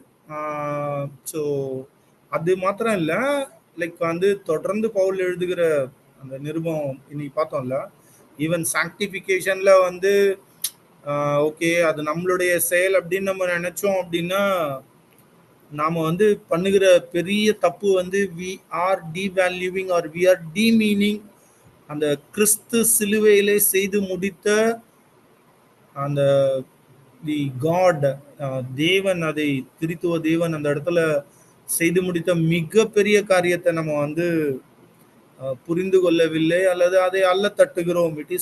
It is very serious crime or very serious issue. நம்மளுடைய அண்டர்ஸ்டாண்டிங்ல அந்த இடத்துல நம்ம தப்பு பண்ணாம இருக்கவும், விசேஷமாய் அவருடைய கிருபையை நம்ம பாராட்ட, அதேதான் எபிசிஆர் 3 எழுதும் போதும் இதை தான் சொல்றாரு, சகல பரிசுத்தவான்களோடு கூட கிறிஸ்துவின் ஆழம் அகலம், அந்த அன்பின் ஆழம் அகலம் நீளம் உயரம். ஸோ ஆழத்துல இருந்த நம்மள உயரத்துல இருந்த அவர் வந்து நம்மள மறுபடியும் கொண்டு போய் தம்மோடு கூட உட்கார வைக்கிறார். வாட் அன் ஆசம் காட்னா. ஸோ அந்த கிரேஸை நம்ம தொடர்ந்து புரிந்து கொள்ள, அந்த ஆவிக்குள்ள வாழ்றது அப்படின்னா it is not a charismatic, அந்த அண்டர்ஸ்டாண்டிங் கிடையாது. ஓகே, ஸோ தொடர்ந்து நம்ம இதை புரிந்து கொள்ள தேவன் உதவி செய்வார். நம்ம ஐ திங்க் ஃப்ரெடி ப்ரேயர் பண்ண முடியுமா? ஓகேண்ணா. நல்ல பிதாவே, நல்ல வேலைக்காக நமக்கு நன்றி செலுத்துகிறோம் ஆண்டவரே. அப்பா அந்த மாலை வேளையிலையும் கூட கர்த்தாவே அப்பா நீர் எங்களுக்கு கிருபையாக கொடுத்த ஆண்டவரே இந்த நல்ல தருணத்திற்காக உமக்கு நாங்கள் நன்றி செலுத்துகிறோம் ஆண்டவரே. அப்பா எங்களை ஆண்டவரே நாங்கள் பாவிகளிலும் பிரதான பாவிகள் ஆண்டவரே, எவ்வளவு ஆண்டவரே உமக்கு விரோதமாக ஆண்டவரே நாங்கள் இருந்து கொண்டிருந்தவர்கள். அப்படிப்பட்ட எங்களையும் ஆண்டவரே நீர் ஆண்டவரே அப்பா மறுபடியும் பிறக்க செய்து அது எங்களால் உண்டானதெல்லாம் ஆண்டவரே நீர் ஆண்டவரே கிருபையாக ஆண்டவரே செய்திருக்கிற காரியம் கர்த்தாவே. ஆண்டவரே ராஜா, நாங்கள் எங்களை மறுபடியும் பிறக்க செய்ய முடியாது ஆண்டவரே. ஆனால் நீர் ஆண்டவரே அந்த மகா பெரிய காரியத்தை ஆண்டவரே ஒரு பெரிய மிராக்கலாக எங்களுடைய வாழ்க்கையில நீர் செய்திருக்கிறீர் சுவாமி. அது மாத்திரம் இல்லை ஆண்டவரே, எங்களை நீர் ஆண்டவரே ரட்சித்தது ஆண்டவர் உம்முடைய குமாரனுடைய சாயலுக்கு ஒப்பாக நாங்கள் மாற்றப்படும்படிக்கு தான் எங்களை நீர் ரட்சித்திருக்கிறீர் சுவாமி. ஆண்டவரே எப்படிப்பட்ட ஒரு பெரிய பாக்கியத்தை ஆண்டவர் நீர் எங்களுக்கு ஆண்டவரே கொடுத்திருக்கிறீர். உமக்கு நன்றி செலுத்துகிறோம் ஆண்டவரே. ஆண்டவர் அதல பாதாளத்துல இருந்த எங்களை நீர் ஆண்டவரே அவ்வளவு பெரிய தேவன் ஆண்டவரே, சகலவற்றிற்கு மேலானவர், ஒருவரும் சேரக்கூடாத ஒளியிலே வாசம் பண்ணுகிற தேவன் நீர் எங்களை ஆண்டவரே அப்பா தேடி வந்து எங்களை ரட்சித்து ஆண்டவரே அப்பா கிறிஸ்துவோடு கூட ஆண்டவரே எங்களை ஆண்டவரை ஐக்கியமாக்கி இருக்கிறீரே. உமக்கு நாங்கள் நன்றி செலுத்துகிறோம் ஆண்டவரே. இந்த நாளிலும் கூட சுவாமி இந்த சத்தியத்தின் ஆழத்தை இன்னும் ஆழமாக நாங்கள் உணர்ந்து கொள்ளும்படிக்கு ஆண்டவரே இது எங்களுடைய அறிவுக்கு எட்டாத ஆண்டவரே அப்பா காரியமாக இருக்கிறது ஆண்டவரே. அப்படிப்பட்ட ஒரு காரியத்தை நீர் செய்திருக்கிறீர் சுவாமி ஆண்டவரே. அப்பா இந்த நாளிலும் கூட ஆண்டவரே இப்படிப்பட்ட ஒரு பெரிய ஒரு பாக்கியத்தை பெற்றிருக்கிற நாங்கள் ஆண்டவரே உண்மையிலே களி கூறத்தக்கதாக, உண்மையிலே மகிழத்தக்கதாக ஆண்டவரே, இன்னுமாக ஆண்டவரே இந்த ரட்சிப்பிலே நாங்கள் களி கூறத்தக்கதாக ஆண்டவரே எங்களுக்கு நீர் கிருபை பாராட்டுவீராக சுவாமி. ஆண்டவர் இன்னுமாக நீர் ஆண்டவரே எங்களை ஆண்டவருடைய வார்த்தையின் மூலமாக சுவாமி மறுரூபமாக்குகிறபடினால நமக்கு ஸ்தோத்திரம் ஆண்டவரே. தொடர்ந்து நீர் எங்களை ஆண்டவரே ஆக்குகிறபடினால நமக்கு ஸ்தோத்திரம் ராஜா. ஆண்டவரே நீர் எங்களை அனுதினமும் ஆண்டவர் இந்த சிலுவை அண்டைக்கு அழைத்து கொண்டு வந்து ஆண்டவர் அனுதினமும் நீர் ஆண்டவரே இந்த சாங்டிஃபிகேஷன் ப்ராசஸ் எங்களுக்குள்ளாக ஆண்டவரை நீர் நிறைவேற்றுகிற அப்படின்னா நமக்கு ஸ்தோத்திரம். தொடர்ந்து ஆண்டவரே அப்பா நாங்கள் உண்மை பற்றி கொண்டு வாழ ஆண்டவரே உண்மையை சார்ந்திருக்க எங்களுடைய பலத்தை அல்ல ஆண்டவரே, எங்களுடைய முயற்சிகளில் அல்ல எங்களுடைய ஆண்டவரே தீர்மானங்களில் அல்ல ஆண்டவரே அப்பா, இவைகளால் ஒன்றுமே நாங்கள் செய்ய முடியாது. அப்படிப்பட்ட பலனற்றவர்களாக தான் நாங்கள் இருக்கிறோம் சுவாமி. ஆனாலும் ஆண்டவரே நீர் ஆண்டவரே எங்களுக்குள்ளாக ஆண்டவரே எல்லாவற்றையும் செய்வதற்கு உள்ளவராக இருக்கிறீர். உண்மையை நாங்கள் சார்ந்திருக்கும்படிக்கு, உம்மோடு கூட இருக்கிற இந்த ஐக்கியத்திலே நாங்கள் ஆண்டவரே எப்பொழுதும் சந்தோஷமாக களி கூறும்படிக்கு எங்களுக்கு நீர் கிருபை பாராட்ட வேண்டுமா ஜெபிக்கிறோம் சுவாமி. அதற்கு தடையாக இருக்கிற ஆண்டவரே எல்லா விதமான ஆண்டவரே காரியங்களிலும் ஆண்டவரே நீர் எங்களுக்கு வெற்றியை தருவதற்கு வல்லமையுள்ளவராக இருக்கிறீர் சுவாமி. உண்மையை நாங்கள் ஆண்டவரை சார்ந்திருக்க ஆண்டவரே இந்த விசுவாசத்திலே நாங்கள் தொடர்ந்து வளர நீர் ஆண்டவரே எங்களுக்கு கிருபை பாராட்ட வேண்டுமாய் கெஞ்சுகிறோம்.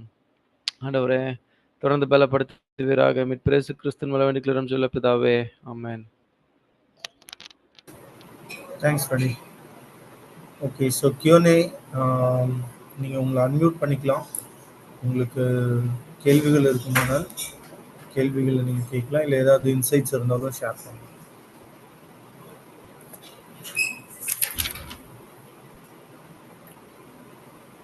அங்கிள் ஆக்சுவலாக ஃபைனலாக ஒரு ஸ்டேட்மெண்ட் ஒன்று சொன்னீங்களா அங்கிள்? அந்த 5வது வசனத்தின் கடைசி பகுதியா பாவைச்சு இல்லை ஆக்சுவலாக நீங்கள் சொன்ன ஸ்டேட்மெண்ட் என்னன்னா, இப்படி ரட்சிக்கப்பட்ட நமக்குள்ளும் இல்லை அந்த சாங்டிஃபை பண்ணப்படுகிற நமக்குள்ளும் அந்த பாவம் வந்து மிக வலிமை உள்ளதா இருக்கு அப்படின்றத தான் பால் இங்க தன்னுடைய எக்ஸ்பீரியன்ஸ்ல இருந்து கொண்டு வர்றாரு அப்படின்னு. அது இன்னும் கொஞ்சம் அதாவது இன்னும் கொஞ்சம் எக்ஸ்பிளைன் பண்ணுங்க. நெக்ஸ்ட் வீக்ல வருமா அது? ஆமா கண்டிப்பா அது சொல்லாம இருக்க முடியாது. ஆக்சுவலா நான் ஜஸ்ட் ஓபன் பண்றேன், பட் அது விரிவா அடுத்த வாரத்துல பார்க்கலாம். என்ன செய்கிறாருன்னா, அந்த நியாயப்பிரமாணத்தினாலே தோன்றுகிற பாவ இச்சைகள் வந்து என்னிலே பலன் செய்ததுன்னு சொல்லி பழைய வாழ்க்கையை பற்றி சொல்றாரு.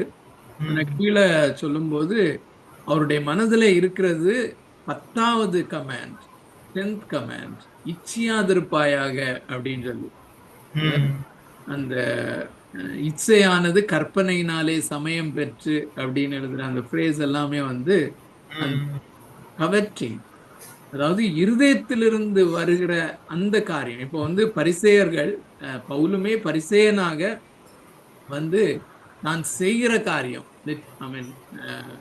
வெளிப்படையா செய்கிற காரியத்தை ஃபோக்கஸ் பண்ணி அதுல நான் வந்து கிளீனா தான் இருக்கேன் அப்படின்னு 9 வரைக்கும் பார்ப்பாங்கன்னு நினைக்கிறேன். 10வது கட்டிலே விட்டுருவாங்க. செர்மன் ஆன் மவுண்ட்ல அந்த 10வது கற்பனை தான் இயேசு கிறிஸ்து செர்மன் ஆன் தி மவுண்ட்ல விரிவா பேசுறாரு. வந்து இச்சையோட பார்க்கிறது. ஸோ இதை எல்லாத்தையும் வந்து பவுல் விளங்கி கொள்ளும் போதுதான் வந்து பாவம் பூதாகாரமா தெரியுது. நான் இன்னும் சில எக்ஸாம்பிள்ஸ் வச்சிருக்கேன் ஆக்சுவலா. அதை நம்ம அந்த கோர்வையா பார்க்கும்போது தான் ரொம்ப நல்லா இருக்கும்னு நினைக்கிறேன். ஸோ ஓகே, ஓரளவுக்கு புரிஞ்சிச்சுல்ல அந்த காரியம் தான் அது. ஓகே ஓகே, இச்சை அப்படிங்கிறது.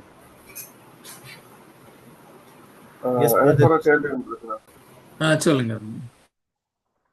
என்னன்னா எபேசியர் 2ஆம் அதிகாரத்தின் படி பார்க்கும்போது இந்த நியாயப்பிரமாணத்துல ஒரு வித்தியாசமான ஒரு அப்ரோச் வந்து பவுல் எடுக்கிறாரு. என்ன அப்படின்னா, அந்த இடத்தபடி பார்க்கிற நேரம் ரட்சிக்கப்படுகிற மனுஷன் முதலாவது பழைய ஏற்பாட்டில் உள்ள அந்த கிறிஸ்தவ கோட்பாடுகளை அறிந்து கொண்டு, அப்படின்னா நியாயப்பிரமாணத்தை அறிந்து கொண்டு அதற்கு பிறகுதான் கிறிஸ்துவ அறிந்து கொள்ற ஒரு 2 ஸ்டெப் ஒரு அப்ரோச்சுக்குள்ள, ஒரு சல்வேஷனுக்குள்ள வாராரா, இல்ல அப்படின்னா டிரெக்டாவே கிரைஸ்டுக்குள்ள வாராரா அப்படிங்கிற ஒரு பிரச்சனை ஒன்று இருக்குது. ஏன் அப்படின்னா, இதுல பாக்குற ஒரு இடத்துல அவர் சொல்றாரு, இரு திறத்தாரை உண்டாக்கி பகையாயின் பிரிவினை நடுசுவரை தகர்த்து அவர் அதை ஒன்றாக்கினார். ஹி மேட் a unity அப்படின்னு சொல்லி இந்த பைபிள் இந்த இடத்துல சொல்லுது.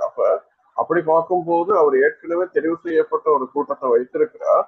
ஆனாலும் அவருக்குள்ள ரசிக்கப்படுகிற ஒரு கூட்டம் மறுபடியும் அவரோட சேர்க்கப்படுகிறதுங்கிற ஒரு இமேஜ் வருதா, இல்லைன்னு சொன்னா அவர் டிஃபரெண்டான ஒரு கிளாரிபிகேஷன் வந்து இந்த இடத்துல கொடுக்குறாரா? கிரைஸ்டோட நாங்க வந்து கிரைஸ்டுக்குள்ளான சல்வேஷனுக்கு நான் வரும்போது அது எப்படி பழைய ஏற்பாட்டுல இருந்து நாங்க என்ன சொல்ற பழைய ஏற்பாடு கிறிஸ்தவன் அப்படின்னு சொல்லி நாங்க இருக்கும்போது அந்த கோட்பாட்டுல இருந்து எப்படி அவர் பிரிச்சு எடுக்கிறாரு, ஏன் இந்த இடத்துல இரு திறத்தார் அப்படின்னு சொல்றாரு அப்படிங்கிறது ஒரு விளக்கம் இருக்கு. ஓகே, குட் கொஸ்டின், நல்ல கேள்விதான். ஆக்சுவலா அந்த எபேசியருக்கு எழுதின நிருபத்துல மிக முக்கியமான தீம் என்னன்னு சொல்லி பாத்தீங்கன்னா, அந்த 7வது அதிகாரத்து 1வது அதிகாரம் 7வது வசனத்திலேயோ 6லயோ வரும்னு நினைக்கிறேன். சகலமும் கிறிஸ்துவுக்குள்ளாக கூட்டப்பட வேண்டும் என்று, இல்ல? So to unite in Christ. 9வது வசனம். 9 இல்ல இல்ல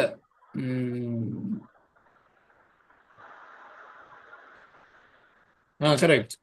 காலங்கள் நிறைவேறும் போது விளங்கும் நியமத்தின்படி பரலோகத்தில் இருக்கிறவங்களும் பூலோகத்தில் இருக்கிற சகலமும் கிறிஸ்துவுக்குள்ளே கூட்டப்பட வேண்டும் என்று தமக்குள்ளே தீர்மானித்திருந்த.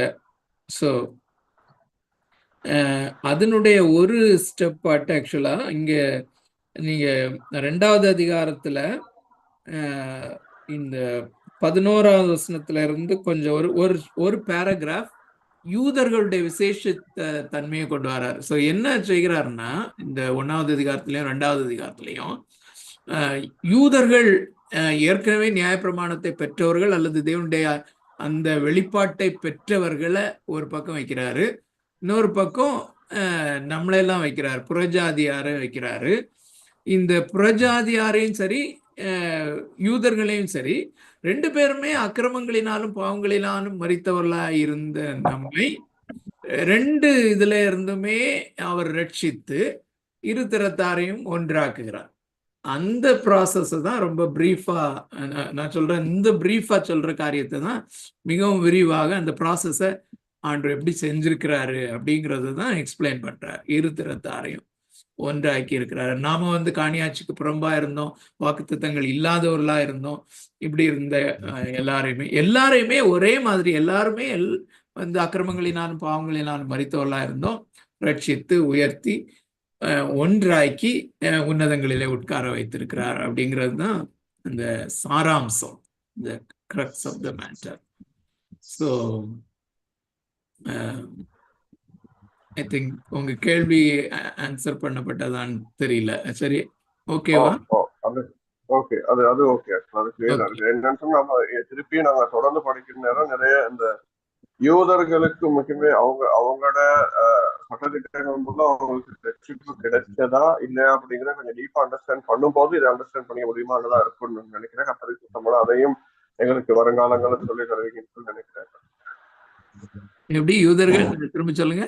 இல்ல யூதர்களுக்கான ரட்சிப்பு எப்படி வந்தது, யூதர்களுக்கான ரட்சிப்பு எப்படி கொடுக்கப்படும் என்னன்னு சொன்னா, இப்ப இது புறஜாதியாருக்கான ரட்சிப்பை தான் இப்ப நாங்க பெற்றிருக்கோம். இப்ப யூதர்களுக்கான ரட்சிப்பை என்ன மாதிரி கிறிஸ்து கொடுப்பார், அவங்களோட எப்படி இந்த யூனிட்டி வரும் அப்படிங்கறத பத்தி நாங்க தொடர்ந்து படிக்கும் போது அங்க சொல்லி கொடுப்பீங்க அப்படின்னு சொல்லி நினைக்கிறேன். இன்னும் டீப்பா பார்க்க வேண்டிய பகுதியா தான் இருக்குது. பட் ரொம்ப பிரீஃபா சொல்ல போனா யூதர்களையும் இதே போலதான் ரட்சிக்கிறார். 2 பேரிலையும் விசுவாசிகளை இப்படி அவர் ரட்சிக்கிறார் அப்படிங்கிறது தான் இதுல பாக்குறோம். நம்ம ஆக்சுவலா அந்த யூதர்கள் அப்படின்னு சொல்லும்போது முழுமையான ஜூவிஷ் கம்யூனிட்டிய மீனாகல, அந்த ஜூவிஷ் கம்யூனிட்டியில இருந்து அல்லது யூதர்கள் அப்படிங்கிற இதுல இருந்து அவர் தெரிந்து கொள்ளப்பட்டவர்களை ரட்சிக்கிறார்.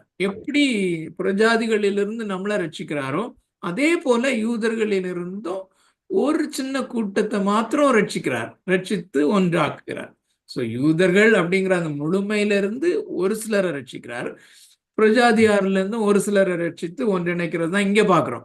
ஐ திங்க் நீங்க மீன் பண்றது முழு யூதர்கள் இஸ்ரவேலரும் ரட்சிக்கப்படுவது அப்படிங்கிறது அது வேற.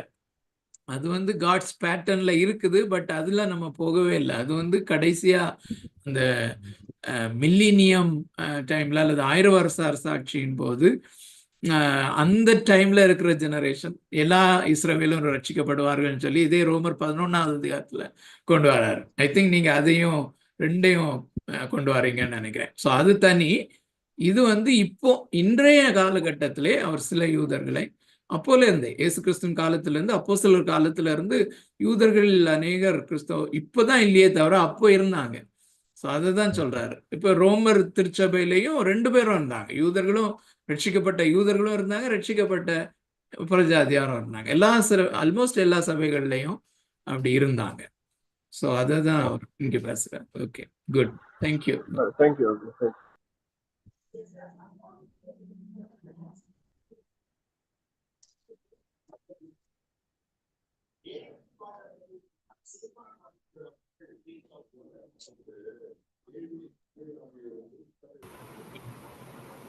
ஓகே, சிஸ்டர் ஃப்ளோரா யாரும் அன்மியூட் பண்ணிருக்கீங்க, ஏதாவது கேள்வி இருக்கா? காட்வின் ஏதோ பேசுறீங்களோ? ஆமா சார், ஆமா.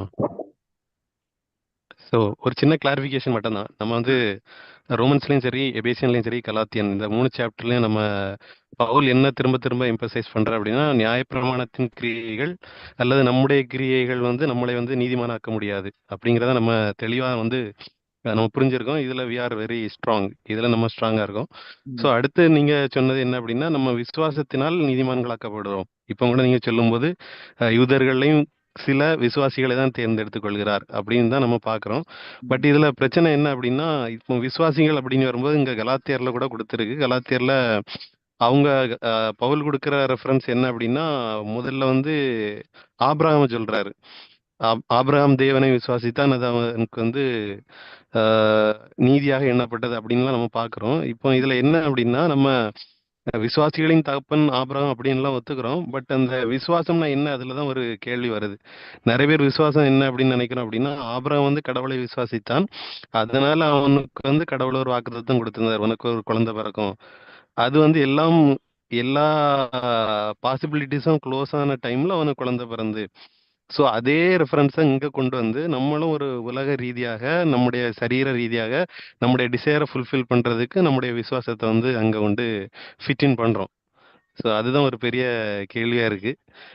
அப்படின்னா நம்ம முறையாக இங்கே விசுவாசிக்க வேண்டியது, கடவுள் நீங்கள் சொன்ன மாதிரி பாவத்தை வந்து கழுவுறாரு, அதில் தான் வந்து நம்ம விசுவாசம் வைக்கணும். ஆனால் நம்ம இதை எளிதாக வந்து மற்றவங்களுக்கு சொல்லி கொடுக்கறதுக்கு கொஞ்சம் கஷ்டமாக இருக்குது. நம்ம சொன்ன அவங்க எல்லாமே வந்து விசுவாசிக்கிறாங்க. இப்போ வீட்டில் கூட நம்ம பேசும்போது விசுவாசம் உண்மைதான் அப்படின்னு சொல்லும்போது, இந்த நம்ம சொல்கிற விசுவாசமும் அவங்க நினைக்கிற விசுவாசமும் வேறையா இருக்குது. ஸோ அதில் ஒரு டிஃபிகல்ட்டிஸ் இருக்குது. உங்களுடைய அப்சர்வேஷன் ரொம்ப ரொம்ப கரெக்ட் தம்பி. அதாவது தமிழ் கிறிஸ்தவ உலகம் விசுவாசம் அப்படிங்கிற காரியத்தையே, அந்த வார்த்தையை விசுவாசம் என்றால் என்ன என்பதை புரிஞ்சுக்கிறதுலையே பெரிய பிரச்சனை இருக்கு அப்படிங்கிறது உண்மை. ஆனா நீங்க சொன்ன ஸ்டேட்மெண்ட்ஸ்ல வந்து ஆபிரகாமுக்கு வந்து குழந்தை கொடுக்கறத விசுவாசிக்கல அவர். ஆக்சுவலா என்னன்னா ரொம்ப அது நீங்க சொல்ற மாதிரி அவங்கள தெளிவா புரிய வைக்கிறது ரொம்ப கஷ்டம்தான். நம்ம அட்லீஸ்ட் தெளிவா புரிஞ்சுக்கணும். என்னன்னா ஆபிரகாம் வந்து தேவனை விசுவாசித்தான். he trusted on God அப்படின்னு சொல்லும்போது, எபிரேயர் 11வது அதிகாரத்துல ஆபிரகாமை குறித்த, ஆபிரகாமுடைய விசுவாசத்தை குறித்து எழுதியிருக்கிற விளக்கங்களை பார்க்கும்போது ரொம்ப தெளிவா தெரியும். ஆபிரகாமுடைய விசுவாசம் வந்து it was not limited to Canaan, இந்த உலகத்துல உள்ள ஒரு கானான் அப்படிங்கிற லேண்டு மேல இல்லை, லேண்டை தருவார் அப்படிங்கிறதும் இல்லை, அதே மாதிரி பிள்ளை தருவார்னும் இல்லை. இந்த 2 ஆஸ்பெக்ட்லயுமே ஒரு சந்ததியை தருவார், அந்த சந்ததியிலே ரட்சகர் வருவார் அப்படிங்கிறது தான் அவனுடைய விசுவாசம். அதை புதிய ஏற்பாடு படிக்கும் போது நம்ம தெளிவா பார்க்க முடியும். இயேசு சொல்றாருல, ஆபிரகாம் எனது நாளை காண வாஞ்சையா இருந்தான், ஆசையா இருந்தான், கண்டு களி கூர்ந்தான். எனது நாளைன்னு சொல்லும்போது கிறிஸ்துவின் நாளை காண ஆசையா இருந்தான். எப்படி ஆசையா இருந்தான்? அதான் அவனுடைய விசுவாசம். ஸோ ஆதியாகமம் 3:15 கொடுக்கப்படுகிற அந்த அந்த வாக்குத்தத்தம் ஓரல் ட்ரெடிஷன்ல அந்த நாட்கள்ல ஆபிரகாமுக்கு தெரியும், ஒரு ரட்சகர் வருவார், அதுக்காக தான் என்னை தெரிந்து கொண்டார், என் சந்ததியில அந்த வரும் அப்படிங்கிறது தான் அவனுடைய விசுவாசமே ஒழிய இங்க ஒரு பிள்ளைய தருவாருன்னு இல்லை. அப்படி இருந்ததுன்னா அவன் ஈசாக்க கிராப் பண்ணியிருப்பானே, ஈசாக்க பிடிச்சு வச்சிருப்பானே. ஈசாக்க பலியிட்டாலும் my trust is in God who is the promise giver. அவர் ஏதோ செய்யறாரு, எனக்கு விளங்காது ஃபுல்லா, ஆனா ஐ ட்ரஸ்ட் மை காட். அதுதான் அவனுடைய ஃபெய்த். அதே மாதிரி லேண்ட் வந்து ரொம்ப கிளியரா எபிரேயர் 11 போட்டிருக்கு, அவன் தேவன் தாமே கட்டி உண்டாக்கின அஸ்திபாரங்கள் உள்ள நகரத்துக்காக காத்திருந்தான் அப்படின்னு சொல்லி. ஏன்னா இவர்கள் எல்லாம் வாக்குத்தத்தம் பண்ணப்பட்டதை அடையாமல், அதாவது கானானை அடையாம தூரத்திலே அவைகளை கண்டு அணைத்து கொண்டு பூமியிலே தங்களை அந்நியரும் பரதேசிகளுமாய் அறிக்கையிட்டார்கள் அப்படிங்கிறது ஆபிரகாமுக்கு மெயினா வருது. எல்லாரையும் அதுல உள்ள எல்லாரையும் சேர்த்துக்கிறாரு. ஆனா இதுதான் அவனுடைய faith, not for this world, இந்த உலகம் அல்ல. அவன் வாக்குத்தத்தம் பண்ணப்பட்ட தேசத்திலே இந்த விசுவாசம் இருந்ததுனால ஆபிரகாம் தன்னுடைய வாக்குத்தத்தத்திற்கு உடன் சுதந்திரராகிய ஈசாக்கோடும் யாக்கோபோடும் கூடாரங்களிலே குடியிருந்தான். அவன் ஏன் கூடாரங்கள்ல குடியிருந்தான்னா இது இல்ல, அஸ்திவாரங்கள் உள்ள நகரத்துக்காக காத்திருந்தான்னு சொல்லி. அமேசிங் ஃபெய்த் ஆக்சுவலா.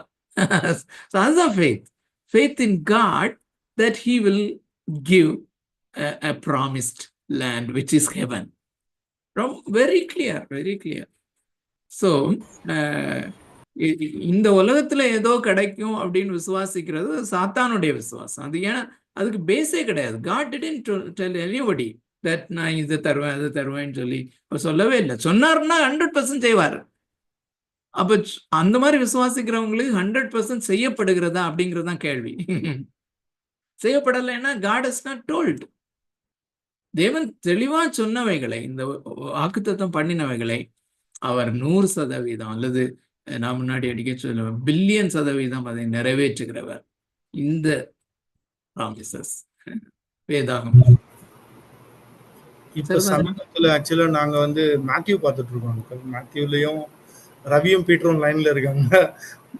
ஆக்சுவலா ஒரு கொஸ்டின் வந்து உன் விசுவாசம் உன்னை ரட்சித்தது அப்படின்னு எங்கெல்லாம் இயேசு சொல்றாரோ அங்க ஆக்சுவலா நம்ம ரொம்ப கேர்ஃபுல்லா ரீட் பண்ணோம் அப்படின்னா அவங்க ஏதோ ஃபெய்த்தை எக்ஸசைஸ் பண்றத பத்தி ஆக்சுவலா இயேசு சொல்லல.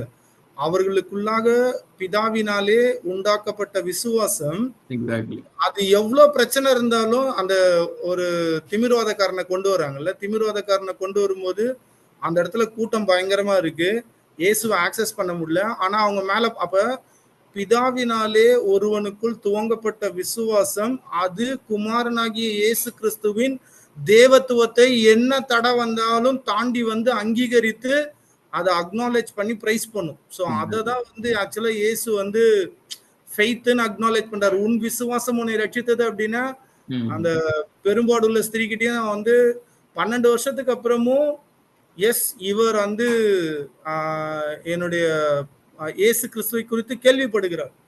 ஸோ அவர் தேவனுடைய குமாரன். அதே மாதிரி இன்னொரு இடத்துல தாவீதின் குமாரனே அப்படின்னா மேசியா. ஸோ அப்ப believing the divinity of Christ தான் வந்து ஃபெய்த் அப்படின்னு நாங்க பார்த்தோம். ப்ராபப்லி அது வேற ஏதாவது வெர்ஷன் இருக்கா அங்கிள்? ஆக்சுவலா ஏன்னா நாங்க பார்க்கும்போது இப்படிதான் பார்த்தோம். இல்லை, கரெக்ட் தான். ஆக்சுவலா விசுவாசம் அப்படிங்கறத நம்ம புரிஞ்சுக்கிறது மிக மிக முக்கியம். ஆக்சுவலா தேவனால் அருளப்படுகிறது விசுவாசம், அது என்னுடைய விசுவாசமா மாறிடுது. ஸோ ரெண்டும் அந்த பேரடாக்ஸ்ன்னு பார்ப்போம்ல, இந்த முரண்பாடு போல தோன்றுகிற மெய். அவர் அந்த அந்த அனாலஜி தான் எனக்கு ரொம்ப ஹெல்ப்ஃபுல்லா இருக்கும். கண்ணு குருடனா இருக்கிறேன், அவர் என் குருட்டு கண்ணை திறந்துட்டாரு, ஆனா நான் தான் பார்க்கிறேன். ஸோ அவர் விசுவாசத்தை அருளுகிறார், விசுவாசத்தை துவக்குகிறவரும் முடிக்கிறவரும் அவர் தான். அது வந்து universal statement. So he gives the faith and I C, நான் பார்க்கிறேன், நான் விசுவாசிக்கிறேன். ஸோ அவரே அருளுகிறார், அவரே அந்த விசுவாசத்தை பாராட்டுகிறார். அதான் விசுவாசம் பெரிது அப்படின்னு சொல்றார். நீர் தான் கொடுத்தீர், அவ செய்யறா, அவ அதை எக்ஸசைஸ் பண்றா. அண்ட் காட் ஜீசஸ் அப்ரிஷியேட்ஸ், அதை பெரிய புகழுகிறார். So that's an amazing thing. So அந்த ஃபெய்த் அப்படிங்கிறத புரிந்து கொள்ளுதல். குட். ஓகேவா Godwin? Is it? Yes, sir. Okay. Thank you. Good. Thank you.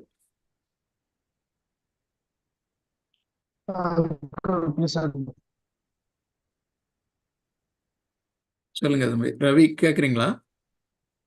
ஆமாக்கு. இங்க பார்த்த அந்த 5வது வசனத்துல நாம் மாம்சத்துக்கு உட்பட்டிருந்த காலத்தில் நியாயப்பிரமாணத்தினாலே தோன்றிய பாவ இச்சைகள் மரணத்துக்கு எதுவான கனிகளை கொண்டதாக சொல்றாங்க உங்களுக்கு. அதுல எந்த மாதிரியான பாவ இச்சைகள் இந்த நியாயப்பிரமாணம் கொண்டு வந்தது? ஏன்னா பொதுவாகவே நம்ம அந்த பாவம் அப்படின்னும் போது அது அந்த வார்த்தை ரொம்ப கனமா இருக்குன்னு நினைக்கிறேன். அந்த பாவ இச்சைகள் மரணத்துக்கு ஏதுவான கனிகளை கொண்டு வந்தது அப்படின்னா, இப்ப பாவம் போது விபச்சாரம் இல்லைன்னா திருடு இல்ல மற்ற காரியங்களை கொண்டு வந்ததுதான் அதை வந்து பெருசா நம்ம பாக்குற ஒரு பார்வை இருக்கு. ஆனா இது இந்த இடத்துல இப்போ ஒரு பாவ இச்சைகள் மனத்துக்கு பொதுவாக இந்த பாவம் அப்படின்னும் போது இந்த விபச்சாரம் இல்லாட்டி அந்த திருடு களவு இதெல்லாம் வந்து பாக்குறோம். ம் பாவம் சொன்னா டக்குன்னு மைண்ட் எங்க ஷிஃப்ட் ஆகுது. ஆ. ஆனா இந்த இடத்துல அந்த பாவ இச்சைகள் மரணத்துக்கு ஏதுவான கனிகளை கொண்டு வந்ததுன்னா பவுலுக்கு எந்த மாதிரியான அதை கொண்டு வர்றாரு, எந்த மாதிரியான பாவ இச்சைகள் வந்து அதை கொண்டு வந்து find பண்றாரு? இல்ல, இல்ல நீங்க சொன்னீங்களா, நான் அப்சர்வ் பண்ண விட்டு இருக்கணும்னு தெரியல. என்ன தம்பி? இதை நீங்க சொல்லிட்டீங்களா அங்கிள்? நான் சரியா அப்சர்வ் பண்ணாம இருந்தேனான்னு தெரியல. இல்ல, இந்த இடத்துல அவர் பவுல் தனக்குன்னு சொல்லி உள்ளது சொல்லல, ஜெனரலா சொல்றாரு. 5வது வசனத்துல கீழே வந்து அஹ், தன்னுடைய எக்ஸ்பீரியன்ஸ சொல்றாரு. அதாவது அஹ், அஹ், அதாவது இச்சை அப்படின்னு சொல்றதே வந்து எக்ஸ்ட்ரீம் டிசைர், அதாவது ஆசை, அளவுக்கு அதிகமான ஆசை, அஹ், எனக்கு தேவையில்லாத ஆசை, அல்லது தேவனால் எனக்கு வரையறுக்கப்படாத ஆசை. அது எல்லா ஏரியாஸ்லயும் இருக்கலாம். நான் வந்து என்ன ஒரு இது பார்த்தோம்ல, தூக்கம் அப்படிங்கிறது எனக்கு ஒரு ஆசை, தூங்கணும்னு ஒரு ஒரு ஒரு இன்ஸ்டிங்க்ட் மாதிரி அது வருது. ஆனா நான் அளவுக்கு அதிகமாக தூங்கினேன்னு சொன்னா அது வந்து பாவமாயிருது இல்லையா? ஸோ அது மட்டும் இல்லை, மற்றபடி பவுல் இங்க மெயினா மீன் பண்றது வந்து அந்த 10வது கட்டளையில பிறனுடைய வீட்டை இச்சையாதிருப்பாயாக, பிறனுடைய மனைவியையும் அவனுடைய கழுதைகளையோ அவனுக்குள்ள யாதொன்றையும் இச்சையாதிருப்பாயாக. So, அது வந்து அதை ஒட்டுமொத்தமா சொன்னோம்னா பொருளாசை அப்படின்னு சொல்லலாமா?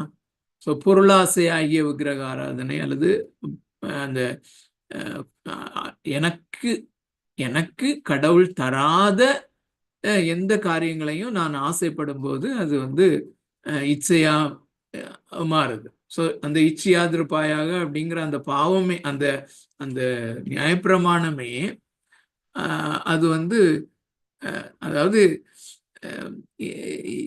இது நான் படிக்கும்போது என்னன்னா எனக்கு அந்த பாவம் வந்து பெரிய பாவமா தெரியுது. அதாவது நான் தேவனுக்கு அதாவது நான் இச்சை இப்படி நான் எனக்கு தேவன் கொடுக்காத காரியங்களை நான் இச்சிக்கும் போது, கொடுக்காத பொருளை நான் பார்க்கும்போது அது எனக்கு வேணும் அப்படின்னு சொல்லும்போது நான் நினைக்கலாம், நான் வந்து ஒரு பொருளை வாங்குறேன், அது வந்து இன்னொரு பொருளை வாங்குறேன், இன்னொரு பொருளை வாங்குறேன், இன்னும் அதிகமா வாங்குறேன் அப்படின்னு சொல்லி எனக்கும் அந்த பொருளுக்கும் தானே சம்பந்தம்னு நினைக்கலாம். பட் அது வந்து தேவனுக்கு விரோதமான பாவம் அப்படிங்கிறது புரியுதா? ஸோ இது நம்ம விளக்கமா மேபி அடுத்த வாரம் நம்ம பார்க்கலாம். இது ரொம்ப விளக்கமா நம்ம பேச வேண்டிய ஒரு காரியம் தான். ஸோ இந்த காரியத்தை தான் அப்போ சொல்றாரு. கொஞ்சமாவது விளங்குச்சா தம்பி ரவி? நான் சொன்னேனான்னு தெரியல.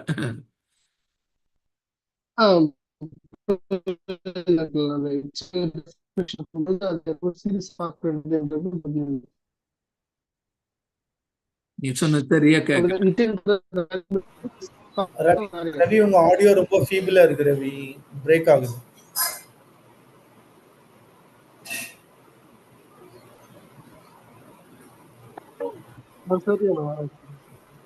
பரவாயில்ல, பெட்டரா இருக்கு, சொல்லுங்க.